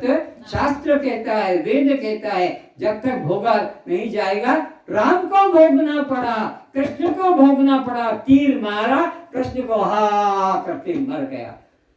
अपनी 16,008 कहो कि अष्टपत्रानिया कृष्ण की द्वारिका से आ रही थी। जंगल के जंगली लोगों ने अर्जुन से छीन लिया। अर्जुन एक की रक्षा नहीं कर पाया। वो युद्ध महाभारत का जीता था जिस धनुष से, वो रोते रोते कृष्ण को प्रणाम करता है, प्रभु मैं आपकी एक भी पटरानी की रक्षा नहीं कर रहा। वही धनुष था जिससे महाभारत का युद्ध जीता। आपकी किसी प्रेमी गोपिका की बचाओ, सब जंगल के लोग आकर उठाकर ले गए। ये अवस्था है। तो कृष्ण ने कहा कि हम इस मोह को छोड़ो, वो मेरी थी, ये मेरा था, ये मेरे थे, इसको छोड़ो। जब तक मेरा में ममता है, मेरी में ममता है और मेरे में ममता है, बार बार मरना पड़ेगा। और अभी देखो मेरे को वो जरासंध ने तीर मारा। हाँ, कौन? कृष्ण भगवान। तीर लगा तो ये प्रारब्ध कर्म कठिन जग माही। राम रो रहे हैं, मेरी सीता, अरे मेरी सीता, हाय मेरी सीता, बताओ कहाँ गई है। चिल्ला रहा है, रो रहा है। प्रारब्ध कर्म कठिन जग माही। राम को भोगना पड़ा, सीता को भोगना पड़ा, लक्ष्मण को भोगना पड़ा, कोई बचा नहीं है। इसलिए तुम प्रारब्ध को बदल नहीं सकते हो कि मैं रोग ठीक कर दूंगा, मैंने उसका रोग ठीक कर दिया, सब कर दिया तो उसको बचा लो फिर। लेकिन कोई बचा पाएगा? जितने दिन का जीवन है, कष्टमय तो कष्टमय, सुखमय तो सुखमय, जिसका जितना भोग है उसको कोई रोक नहीं सकता। तो भाई अहंकार मत करो कि मैं लोगों का कल्याण कर रहा हूँ। अरे अपना प्रारब्ध से आते हैं, परमात्मा ही उनकी रक्षा करता है। उनका रोग जो भोगने का है वो भोगते हैं। शक्ति तो परमात्मा की करेगी, तुम्हारी शक्ति उस शरीर में काम नहीं करेगी।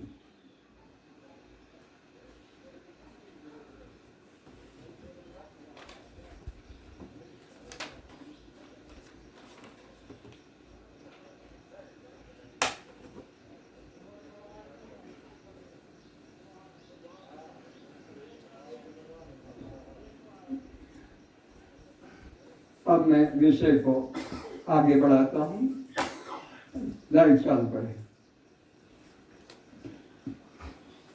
सूक्ष्म शरीर, हमारे कितने शरीर हैं? जीव के 3 शरीर। स्थूल शरीर जिसकी चर्चा कल हो गई, दूसरा शरीर जिसकी चर्चा आज हो रही है, सूक्ष्म शरीर जिसकी चर्चा अभी होगी, और तीसरा शरीर है कारण शरीर, उसकी भी चर्चा आज करेंगे। तो सूक्ष्म शरीर हमारा किससे बना है? कल वाला पंचीकृत पंचीकरण से 5 महाभूतों को आपके सामने रखा था और एक में एक मिलाकर 25 तत्व बताए थे। अब ये बनेगा आपका 3 गुणों वाला, सत्वगुण, रजोगुण और तमोगुण। ये 3 गुण है। और आकाश, वायु, तेज, जल, कहाँ है लाइटर, पॉइंटर। तो इस तरह से 5 महाभूत 3 गुण वाले हैं। सत्वगुण से ज्ञानेंद्रिय और अंतःकरण बनता है। रजोगुण से 5 प्राण और कर्मेंद्रिय बनती है। तमोगुण से ये 5 विषय बनते हैं। इस तरह से यह मिलित सत्वगुण है और यह स्वतंत्र सत्वगुण है। इससे बना मन, बुद्धि, चित्त, अहंकार, और इससे बना कान, त्वचा, चक्षु, जिह्वा और घ्राण।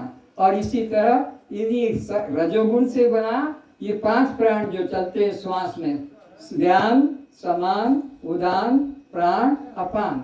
और इसी से ये 5 कर्मेंद्रिय बनी, वाक, पाणी, पाद, लिंग और गुदा। और इसी से बने 5 विषय, शब्द, स्पर्श, रूप, रस और गंध। ये 5 प्रकार के भोग बने खाने के। तो इस तरह से हमारा जो ये सूक्ष्म शरीर बना है, इसको लोग अलग अलग शास्त्रों में, कोई इसको 16 तत्व का बताता है, कोई 17 तत्व का बताता है, कोई 19 का, निरंजन 20 का बताता है। तो आप कहोगे फिर किसको सच माने? 16 सच है कि 17 सच है कि 19 की 20? कोई भी सच नहीं। सच है तुम दृष्टा साक्षी, और ये 15 है तो भी दृश्य, 16 है तो भी दृश्य, 17 है तो भी दृश्य, 19 है तो भी दृश्य, और 20 है तो भी। और सब नाशवान है, सब नाशवान है। इसमें से किसी की भी मुक्ति या किसी का भी स्थिति सदा नहीं रहेगी। ये तो बने बिगड़ेंगे। अब एक एक को समझना होगा आपको। हमारे अंदर कितने गुण हैं? शरीर में 3 गुण, सत्वगुण, रजोगुण, तमोगुण। सत्वगुण ज्ञान में जोड़ता है, रजोगुण कर्म में जोड़ता है जिसमें तुम भाग रहे हो, और तमोगुण भोगों में, विषयों में, मूर्तक में जोड़ता है। तो इनके 2 विभाग है। सत्वगुण के 2 विभाग क्या है? मिलित और स्वतंत्र। मिले हुए 5 गुणों से, 5 से मिले हुए को अंतःकरण कहते हैं। और ये 5 ज्ञानेंद्रिया कहलाती है, ज्ञान करने वाली। और ये 5 प्राण है जो श्वास चलते हैं। और ये 5 कर्म करने वाली, ये कर्मेंद्रिय है। कर्म करने वाली इंद्रिय को कर्मेंद्रिय कहते हैं, और ज्ञान करने वाली इंद्रिय को ज्ञानेंद्रिय। ज्ञानेंद्रिय कर्मेंद्रिय नहीं हो सकती, और कर्मेंद्रिय ज्ञानेंद्रिय। श्रोत्र सुनेगा, वाक बोलेगी, पर वाक जो है सुनने का काम नहीं करेगा, और यह वाक, यह अपना बोलने का काम नहीं। एक एक इंद्रिय का एक एक काम है। तो अब आपको ये निश्चय करना है कि मैं यह सब पूरा शरीर मैं नहीं और मेरा नहीं, ये किसका है? बोलो, सूक्ष्म शरीर का। तो अब एक एक को आपको विवेक करना है, बोलना है। अंतःकरण मैं नहीं, अंतःकरण मेरा नहीं, यह आकाश का है, मेरा दृश्य है, मैं दृष्टा हूँ। मन में विचार आता है, बुद्धि निश्चय करती है, चित्त चिंतन करता है, अहंकार अभिमान करता है। इन चारों वृत्तियों को अंतःकरण कहते हैं। अंतःकरण का मतलब है अंदर रहकर जो जानता है उसे अंतःकरण कहते हैं, और बाहर रहकर जानता है उसको बहिष्करण। तो ये मन कभी बाहर आता है, हाथ जैसे, आंख जैसे, कान जैसे है, वो अंदर। जो बुद्धि कभी बाहर आती है नहीं, चित्त बाहर आता है नहीं, अहंकार, ये सब अंदर अंदर रहते हैं, इसको अंतःकरण कहते हैं। आया समझ में? अंतःकरण किसको कहेंगे? जो अंदर रहकर जानते हैं वो अंतःकरण है। अब आगे आता है, तो ये मैं नहीं, बोलो, ये मेरा नहीं, ये किसका है? आकाश का है। इसका आपका क्या संबंध है? संबंध जब भी आएगा दो, वो दृश्य और में उसका कैसे? अंतःकरण काम करता है जागृत में, स्वप्न में, लेकिन गहरी नींद में अंतःकरण काम नहीं। वहां तो मैं रात को सोया, कुछ पता नहीं चला, बाप मर गया, बेटा मर गया, पत्नी मर गई, नौकरी छूट गई, और हाथ पैर भी कट गए, किडनी खराब हो गई, लीवर खराब हो गया, बदला नहीं बदला, सारा सारा दुख गहरी नींद में कुछ भी पता नहीं लगता। और बल्कि क्या कहता, रात में 2 घंटे बहुत सुख से सोया, सुख से सोया, जबकि ये सब दुख लेकर सोया था, लेकिन वो सब दुख वहीं रह गए। तो गहरी नींद में केवल आनंद स्वरूप है। तो अंतःकरण जागृत में काम करता है, स्वप्न में काम करता है, पर गहरी निद्रा में ये कोई भी काम नहीं करते, न मन, न बुद्धि, न चित्त, न अहंकार। अब आगे विचार करते हैं मन का। मन में नहीं, मन मेरा नहीं, मन किसका है? जैसे वायु चंचल है, ऐसे मन भी सबका चंचल है। तो मन चंचल है वो भी आप जानते हैं, और मन शांत है वो भी, सुख मिला वो भी जानते हैं, और दुख मिला वो भी जानते हैं। तो यह मन भी आप नहीं, मन भी आपका दृश्य, और आप मन के कौन है? क्या संबंध है? मन दृश्य और हम मन के। अब विचार करो बुद्धि का। बुद्धि में नहीं, बुद्धि मेरी नहीं, बुद्धि किसकी है? तेज की है। याद रखती है तो जानते हैं बुद्धि, और भूल करती है तो भी जानते हैं। मालूम पड़ता है, कोई सवाल सुलझा देते हैं और कोई सवाल सुलझ नहीं पाता है। तो ये बुद्धि जो है ये दृश्य है, और हम इसके बुद्धि, कोई कहना मेरी बुद्धि तो मंद हो गई, मेरी बुद्धि तो भ्रष्ट हो गई, मेरी बुद्धि तो नष्ट हो गई, और मेरी बुद्धि बहुत सजग है, मेरे को कोई याद भूलता नहीं है। तो ये बुद्धि के धर्म को भी जानने वाला आप बुद्धि से न्यारे हैं। जिस चीज को जानेंगे आप उससे न्यारे हैं। चित्त पे आइए। चित्त भी मैं नहीं, और चित्त भी मेरा नहीं। किसका है? जल का है। कैसे? यह जल की तरह फैलता है और सिकुड़ता भी है। तो चित्त ठिकाने हैं। कितने? मेरे से अभी बात मत करो, जो जाओ बाद में आना 2 घंटे, अभी मेरा चित्त ठिकाने। तो अब मेरा चित्त ठिकाने आओ, पूछो क्या पूछ रहे थे। तो चित्त स्थिर हो जाता है तभी पता लगता है, और चित्त स्थिर नहीं होता है, डावाडोल होता है। तो ये भी आपका दृश्य, आप इससे भी अलग है। अब आइए अहंकार का। तो अहंकार में नहीं, अहंकार मेरा नहीं, किसका है? पृथ्वी का है। पृथ्वी जैसे कठोर है, ऐसे अहंकारी आदमी भी बड़ा कठोर है, बड़ा जिद्दी है। वो अपनी जिद को छोड़ता, कहते ना प्राण जाए पर वचन न जिद्दीपना। तो इस तरह अहंकार जो है ये दृश्य है।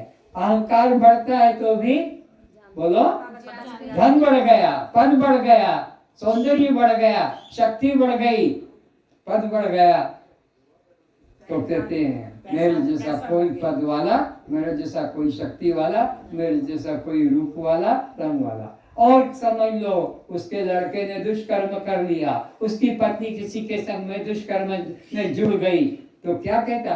अरे इस पत्नी की वजह से, इस राण की वजह से मेरा सब अहंकार चूर चूर हो गया, या मेरा इस पति के कारण सारा। स्त्री को भी अहंकार है, कि मेरा पति ऐसा, मेरा पति इतने पद पे है, इतना योग्य शक्ति वाला है, और वो किसी और के सामने जुड़ जाए तो कहते इसकी वजह से मेरा, स्त्री कहती इस दुष्ट की वजह से मेरा सब अहंकार चूर चूर हो गया। तो अहंकार बढ़ा वो भी तुमने जाना, और अहंकार घटा वो भी तुमने जाना, तो तुम क्या हो गए? दृष्टा। कस्तम किसके? अंतःकरण के दृष्टा, मन के दृष्टा, बुद्धि के दृष्टा, चित्त के दृष्टा। तो तुम इन सब से अलग हो गए दृष्टा रूप में। अब आओ विचार करते हैं वो 5 ज्ञानेंद्रियों का। ये तो मिलित सत्वगुण के मिलित विभाग का विवेक कर लिया, ये दृश्य में दृष्टा। अब इसी प्रकार ज्ञानेंद्रियों का विचार करेंगे। तो पहली ज्ञानेंद्रिय क्या है? श्रोत्र। बोलो, ये श्रोत्र में नहीं, श्रोत्र मेरा नहीं, यह ज्ञानेंद्रिय मैं इसका जानने वाला हूँ। तो श्रोत्र को कैसे जानते हो? कम सुनाई पड़ता है तो जानते हैं। बोलो, कम सुनाई पड़ता है तो जानते हैं, ठीक सुनाई पड़ता है तो जानते हैं, ठीक सुनाई पड़ता है तो जानते हैं, नहीं सुनाई पड़ता है तो भी। जानते हैं। तो ये दृश्य और हम इससे अलग है। तो इसलिए डॉक्टर के पास जाते हैं, डॉक्टर कहा मेरे कान को देखो, मेरे कान, मैं कान हूँ ऐसा नहीं, मेरे तो जो मेरा होता है मुझसे अलग होता है। मेरा मकान तो मैं मकान के मकान से अलग, मेरा कुत्ता तो मैं कुत्ता की कुत्ते से अलग, मेरा बेटा तो मैं बेटा की बेटे से अलग, मेरा बाप तो मैं बाप के बाप से अलग। तो मेरा कान, मैं बता रहा हूँ, जैसे मेरा कुत्ता तो मैं कुत्ते से अलग, मेरा कान तो डॉक्टर फिर देखता है और उसको फिर जो उसको ट्रीटमेंट है डालने का, दवा का, खाने का, मशीन का करता है। तो ये श्रोत्र भी मैं नहीं, श्रोत्र मेरा नहीं, किसका है ये? आकाश का। इसका मेरा क्या संबंध है? ये दृश्य है और मैं, तभी तो मैंने डॉक्टर के पास जाके बताया कि ये ऐसा ऐसा है। अब बोलो, त्वचा में नहीं, त्वचा मेरी नहीं, त्वचा किसकी है? इसका तुम्हारा क्या संबंध है? ये दृश्य और मैं था। तुम कैसे दृष्टा बन गए? छू पाती है तो मालूम पड़ता है, पकड़ पाती है तो मालूम पड़ता है, गर्म ठंडा है तो मालूम, और नहीं तो पता नहीं लगता। सुन्न हो गई, पैरालिसिस हो गया तो फिर पता नहीं लगता। तो इसका भी पता लगा, तभी तो डॉक्टर को कहा कि भाई पैरालिसिस हो गया है, तभी तो यहाँ पर आए अपना ट्रीटमेंट के लिए। अगर तुम्हें न पता लगता घर में तो यहाँ आते, तो तुमको ये घर में ही पता लग गया। त्वचा में नहीं, त्वचा मेरी नहीं, यह वायु की है, ये मेरी दृश्य और मैं इसका दृष्टा हूँ। अब धीरे धीरे शून्यपना हट गया, वो भी तुमने बोलो जाना कि नहीं जाना? अब मेरा शून्यपना अब मुझे पता लगता है। अब आओ चक्षु पर। चक्षु में नहीं, चक्षु मेरी नहीं, ये चक्षु किसके हैं? तेज के हैं। इसका तुम्हारा क्या संबंध है? ये दृश्य और हम इसके। तुम चक्षु के दृष्टा कैसे हो? बोलो, बोलो ना। ठीक दिखाई पड़ता है तो जानते हैं, ठीक नहीं दिखाई पड़ता तो जानते हैं, और बिल्कुल नहीं दिखाई पड़ता तो भी। तो फिर डॉक्टर के पास आते हैं और वो फिर हमारा उपचार करते हैं, और उससे हाँ अब पहले से थोड़ा दिखने लगा। ऊपर का दिखता है, बीच का नहीं दिखता है। फिर चश्मा बदला, अब ऊपर का भी दिखता है और बीच का भी दिखता है, पर नीचे का नहीं दिखता है। वो बड़ा बड़ा दिखता है और वो मध्य वाला भी दिखता है, पर नीचे का जो बारीक बारीक, तो फिर वो नंबर बनाता। अब ऊपर से नीचे तक ये कौन बताता? मैं बताता हूँ कि ये आंख की अवस्था ठीक हो गई है, और नहीं दिखाई पड़े उसको भी मैं जानता हूँ। तो अब जिह्वा पे आओ। जिह्वा में नहीं, मेरी नहीं, किसकी है? इसका तुम्हारा क्या संबंध है? ये दृश्य और हम इसके। जिह्वा के दृष्टा कैसे हो? स्वाद लेती है तो मालूम पड़ता है, और स्वाद नहीं आता है। खट्टा मीठे का पता ही नहीं लगता है। डॉक्टर रोगी की परीक्षा करता है, डायबिटीज वाले की। जब उसने दिया चखने को तो उसने कहा कि मुझे कुछ पता नहीं लगता है, और अब कहता है कि मुझे पता लगता है। तुम्हारी डायबिटीज अगर निकल गई तो फिर तुमको मालूम पड़ जाएगा। कैसे मालूम पड़ जाएगा? कि खट्टा को खट्टा बताओगे और मीठे को, और नहीं तो तुम्हें मीठा ही लगेगा, ज्यादा तुमको डायबिटीज है। तो चक्षु का काम क्या है, जिह्वा का काम क्या है? स्वाद लेने का। स्वाद पूरा आता है तो भी जानते हैं, स्वाद नहीं आता कहते ना, आज तो भोजन में कोई स्वाद नहीं आया, आज तो बहुत स्वादिष्ट लगा, आज तो क्या क्या तुमने बना दिया, क्या क्या मसाला डाला, तो स्वाद आया वो भी जाना और स्वाद नहीं आया वो भी जाना। कभी कभी जिह्वा में छाला बन जाता, छाला कभी कभी जिह्वा खाते खाते कचर जाती है, तो फिर उसमें खाया नहीं जाता, रक्त भी निकलता है। तो इस तरह से ये दृश्य हो गई, और हम इसके दृष्टा सदैव अलग होता है। तो तुम्हारे को आज क्या ज्ञान दिया जा रहा है? तुम इस पूरे शरीर की क्रियाओं से अलग हो, तुम उसका अहंकार मत करना, साथ चिंता तुम्हारी आज निकल जाएगी, वो अभी आगे चार्टा आएगा उसका। तो अब आया घ्राण, घ्राण में नहीं, घ्राण मेरी नहीं, किसकी है? पृथ्वी की है। तुम्हारा इसका क्या संबंध है? ये दृश्य, तुम इसके, तुम घ्राण के दृष्टा कैसे हो? सूंघती है तब भी जानते हैं, गंध नहीं आती है तो भी, दुर्गंध आती है तो भी जानते हैं, सुगंध आती है तो भी जानते हैं, और बिल्कुल ना तो भी। तो ये दृश्य, और हम इसके, जब इसके लिए उपचार किया जाता है, नाक से सब कचरा निकल जाता है, द्वार खुल जाता है, तो आने लगता है। तो ये 5 अंतःकरण के रूप आपका क्या है? दृश्य, और आप इनके क्या हैं? अब ये 5 ज्ञानेंद्रियां आपका क्या संबंध है? कि दृश्य और हम इसके, समझ में आ रहा ना? तो दृष्टा दृश्य से मिलकर होता कि अलग होता है? तो ये मुझसे अलग है, बाहर है, मैं इनके पीछे रहकर इनको बताता हूँ। केन उपनिषद में क्या कहा?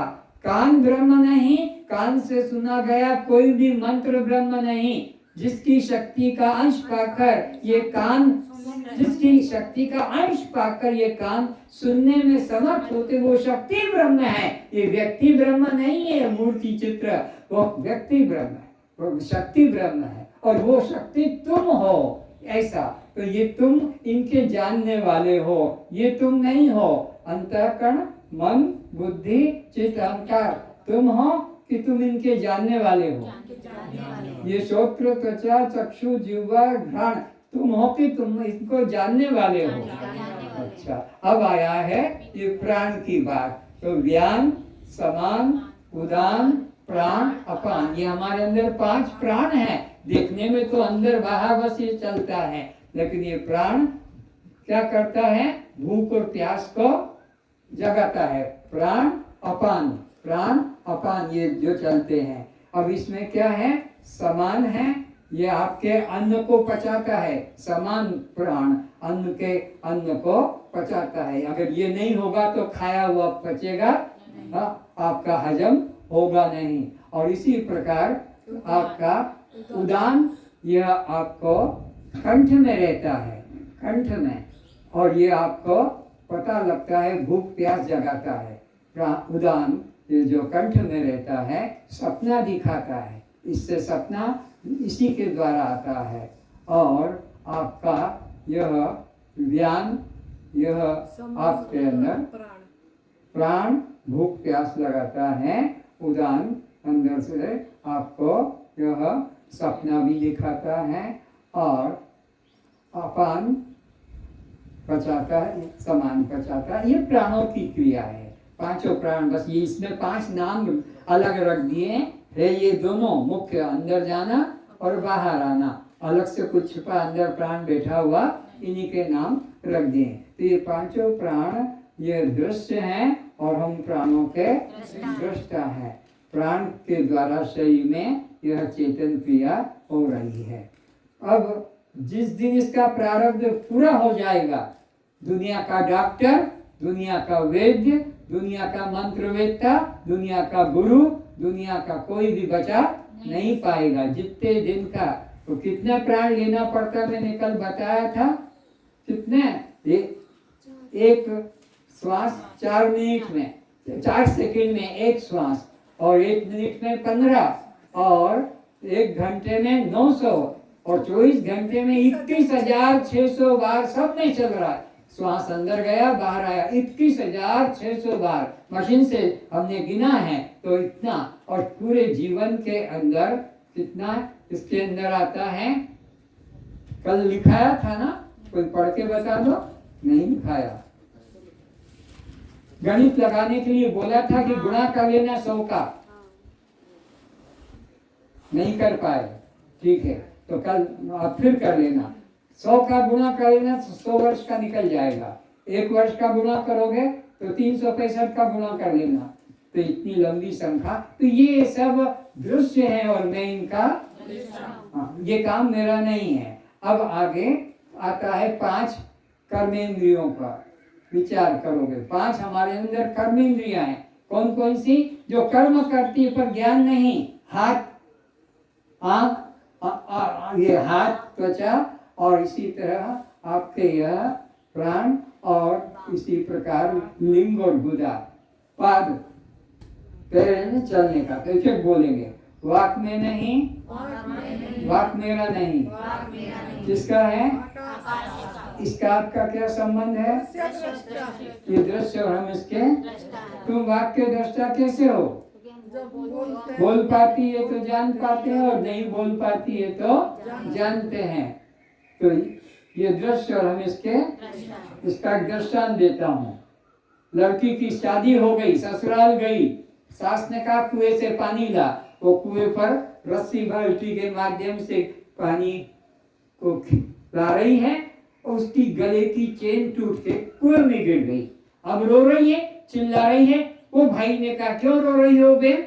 बोले मेरी भैया ये चेन कुएं में चली गई, घर कैसे जाऊं? बोले तुम चिंता मत करो, मैं अभी ढूंढता हूँ। उस कुएं में तो कितने बाल्टियां किसके पड़े होंगे तुम्हें। और वो गया, जानने वाला था, पानी में डूबने तैराक था, और उसको चेन मिल गई चेन। तो वो खुश होगा कि बहन देखो उसको रो रही, उसका रोना बंद हो जाएगा। पर वो रो रही है बहन, क्यों? उसकी तो चेन खो गई, और वो हंस रहा है, उसे चेन मिल गई। पर वो ऊपर आकर कहता ये तुम्हारी चेन मिल गई। वहां क्यों नहीं बोला? वहां इतनी देर तक नीचे से ऊपर आने तक का टाइम तो कुछ सेकंड लगा, वो तो रो भी क्यों नहीं बोल पाया? क्योंकि इसका देवता अग्नि है, और वो डूबा कहाँ है? ये आगे बताऊंगा कि कौन किसके देवता है तुम्हारे अंदर। तुम 14 देवताओं के मालिक हो, पत्थरों को मत सर फोड़ो। तुम 14 जिंदा देवता तुम्हारे अंदर बैठे हैं। आज जानोगे कौन कौन किसका देवता है। तो वो कहती ये तुम्हारी चेन मिल गई। तो उसने वहां बोला, अंदर क्यों नहीं बोला? क्योंकि अंदर बोलने के लिए वाणी के पास उसका देवता चाहिए, अग्नि, और वो पानी और अग्नि का विरोध है, तो बुड़क बुड़क बुड़क बुड़क आवाज आएगा, उच्चारण भाषा नहीं बनेगी। तो ये वाक दृश्य है और हम इसके। अब बोलो पानी में नहीं, पानी मेरा नहीं, ये किसका है? तुम्हारा इसका क्या संबंध है? वो दृश्य और हम इसके क्या? जब छू पाता है तब भी जानते हैं, पकड़ पाता है, लेकिन अब पैरालिसिस हो गया तो उसका काम हाथ उठेगा नहीं, क्योंकि वो उसमें शक्ति। तो ये दृश्य और हम इसके दृष्टा है। टूट गया तो भी जानते हैं, मुड़ गया तो भी, कट गया तो भी। अब आया पाद, बोलो पाद में नहीं, पाद मेरा नहीं, पाद किसका है? तुम्हारा इसका क्या संबंध है? ये पाद दृश्य है। कैसे दृश्य है? चल पाता है, जानते हैं, दौड़ पाता है, बैठ पाता है, उठ पाता है, पैर नहीं मुड़ता, नहीं चला जाता, टूट गया, कट गया।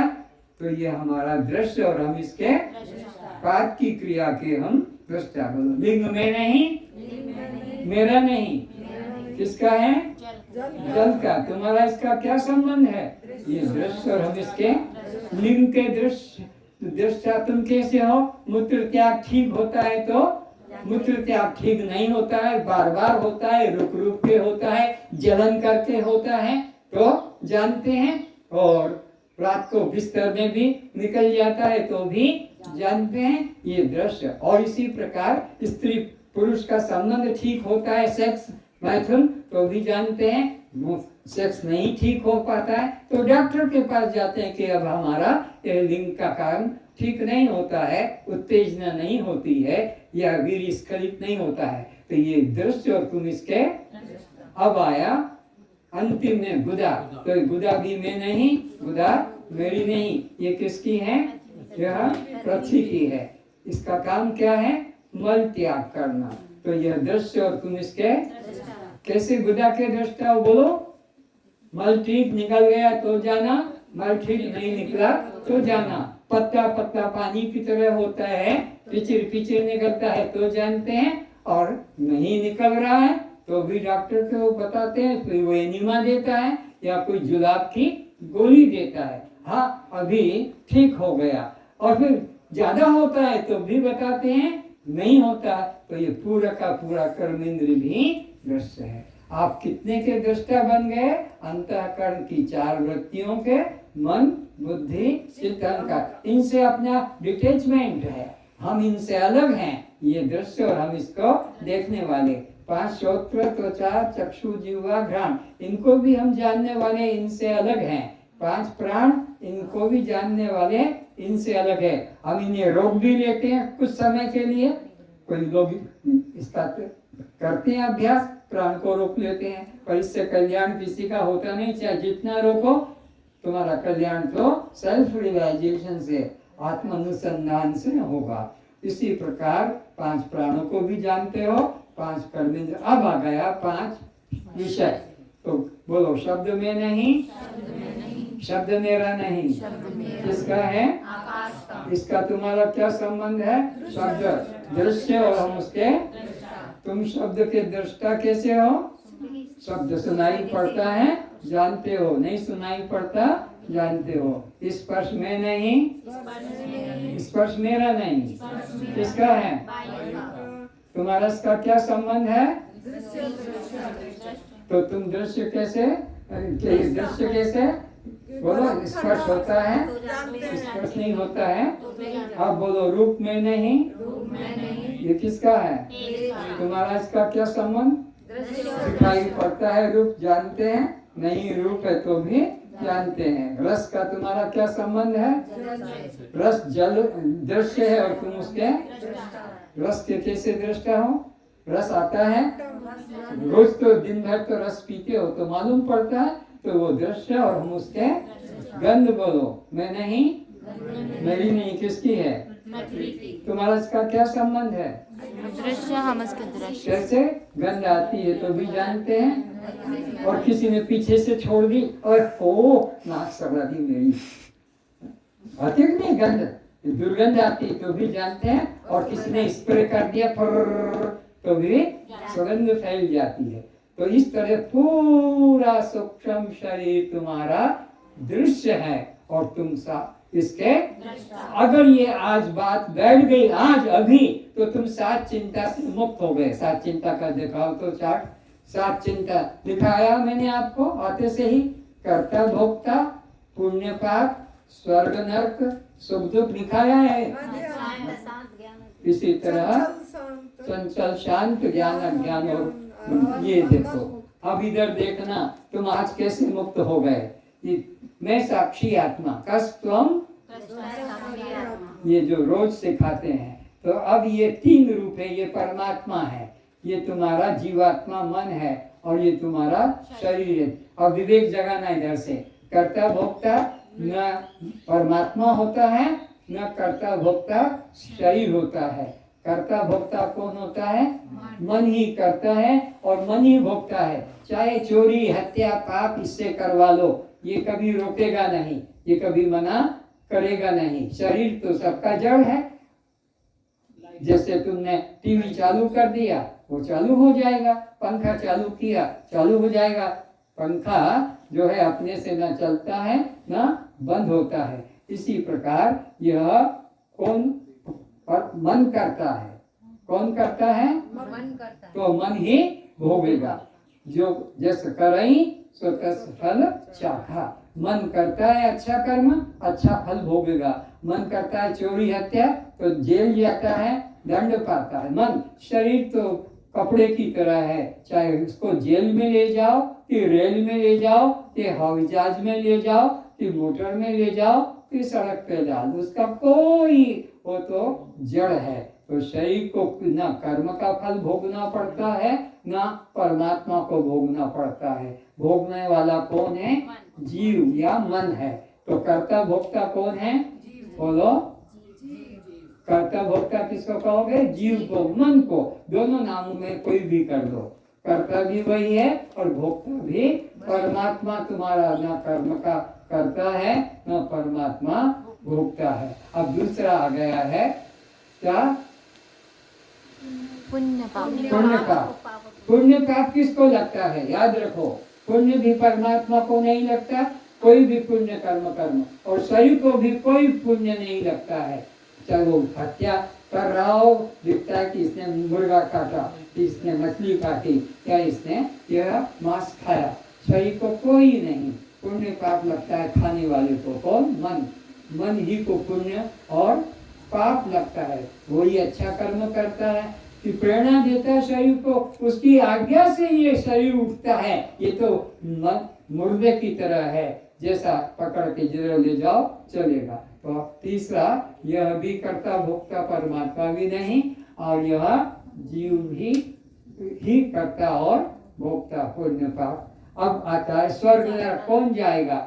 न शरीर किसी का स्वर्ग जाता है और न आत्मा किसी की स्वर्ग जाती है। पापी मन नरक जाता है और धर्मी मन, पुण्यात्मा मन स्वर्ग जाता है। तो तुम कौन हो? पापी हो कि शरीर हो? तुम मन हो कि शरीर हो? हम कस्तम, तो तुम्हारा ये धर्म स्वर्ग नरक जाने का नहीं है। कौन जाएगा? शरीर तो यही जला के खाक हो जाएगा। और फिर दूसरा है वो परमात्मा, वो तो हरि व्यापक सर्वत्र, उसको भी जाना आना नहीं है। और इसी तरह अब सुख दुख कौन भोगेगा? बोलो। मन भोगेगा। अच्छा, इसी तरह अब आगे विचार आ जाता है, जो चंचल शांत कौन होता है? मन ही चंचल, मन ही शांत होता है। न परमात्मा चंचल शांत होता है, न शरीर चंचल शांत भी। और अज्ञान ज्ञान किसको है? इसी मन को है। आत्मा परमात्मा तो ज्ञान स्वरूप है, देह तो अज्ञानी है। और बंध मोक्ष भी मन को है, इसको ना इसको है। तुम्हें कोई आपत्ति तो नहीं है? जिनको कार्य करना है उठ जाओ, जिनका कार्य करने का है तो हमारा ये काम है। पानी की वजह से अगर उनके कपड़े भीग रहे हैं किस तरह का इसे चलेगा। अभी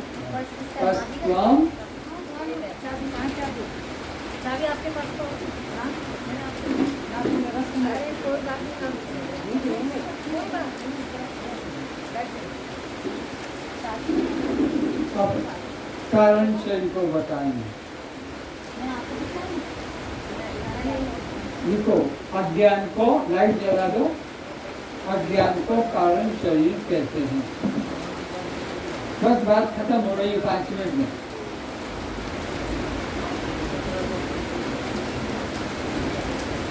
मैं कुछ नहीं जानता, मेरे को कुछ समझ में नहीं आता, मेरी बुद्धि कमजोर हो गई है, ये अज्ञान कारण शरीर है। बस इतना लिख लो। मैं कुछ नहीं जानता, मुझे कुछ समझ नहीं आता है, मैं अज्ञानी हूँ। इस तरह के विचार को कारण शरीर कहते हैं, जिसका निवृत्ति ज्ञान से होता है। बस मैं अज्ञान कारण शरीर को जानने वाला हूँ। तो मैं 3 शरीर को जानने वाला हो गया। स्थूल शरीर को जानने वाला, सूक्ष्म शरीर को जानने वाला और कारण शरीर से प्रकाश आत्मा है। यह अपना स्वरूप नहीं, सबको जानने वाला है। कर्ता भोक्ता कौन है? इससे तो 14 देवता आप लिखेंगे तो 14 देवता कौन है? कल के रख देते हैं। आप मन संचल हो गया है। 14 देवता अंदर 14 त्रिपुटी है।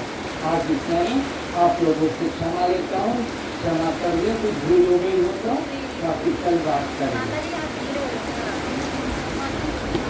ये पानी की बोछार आ रही है।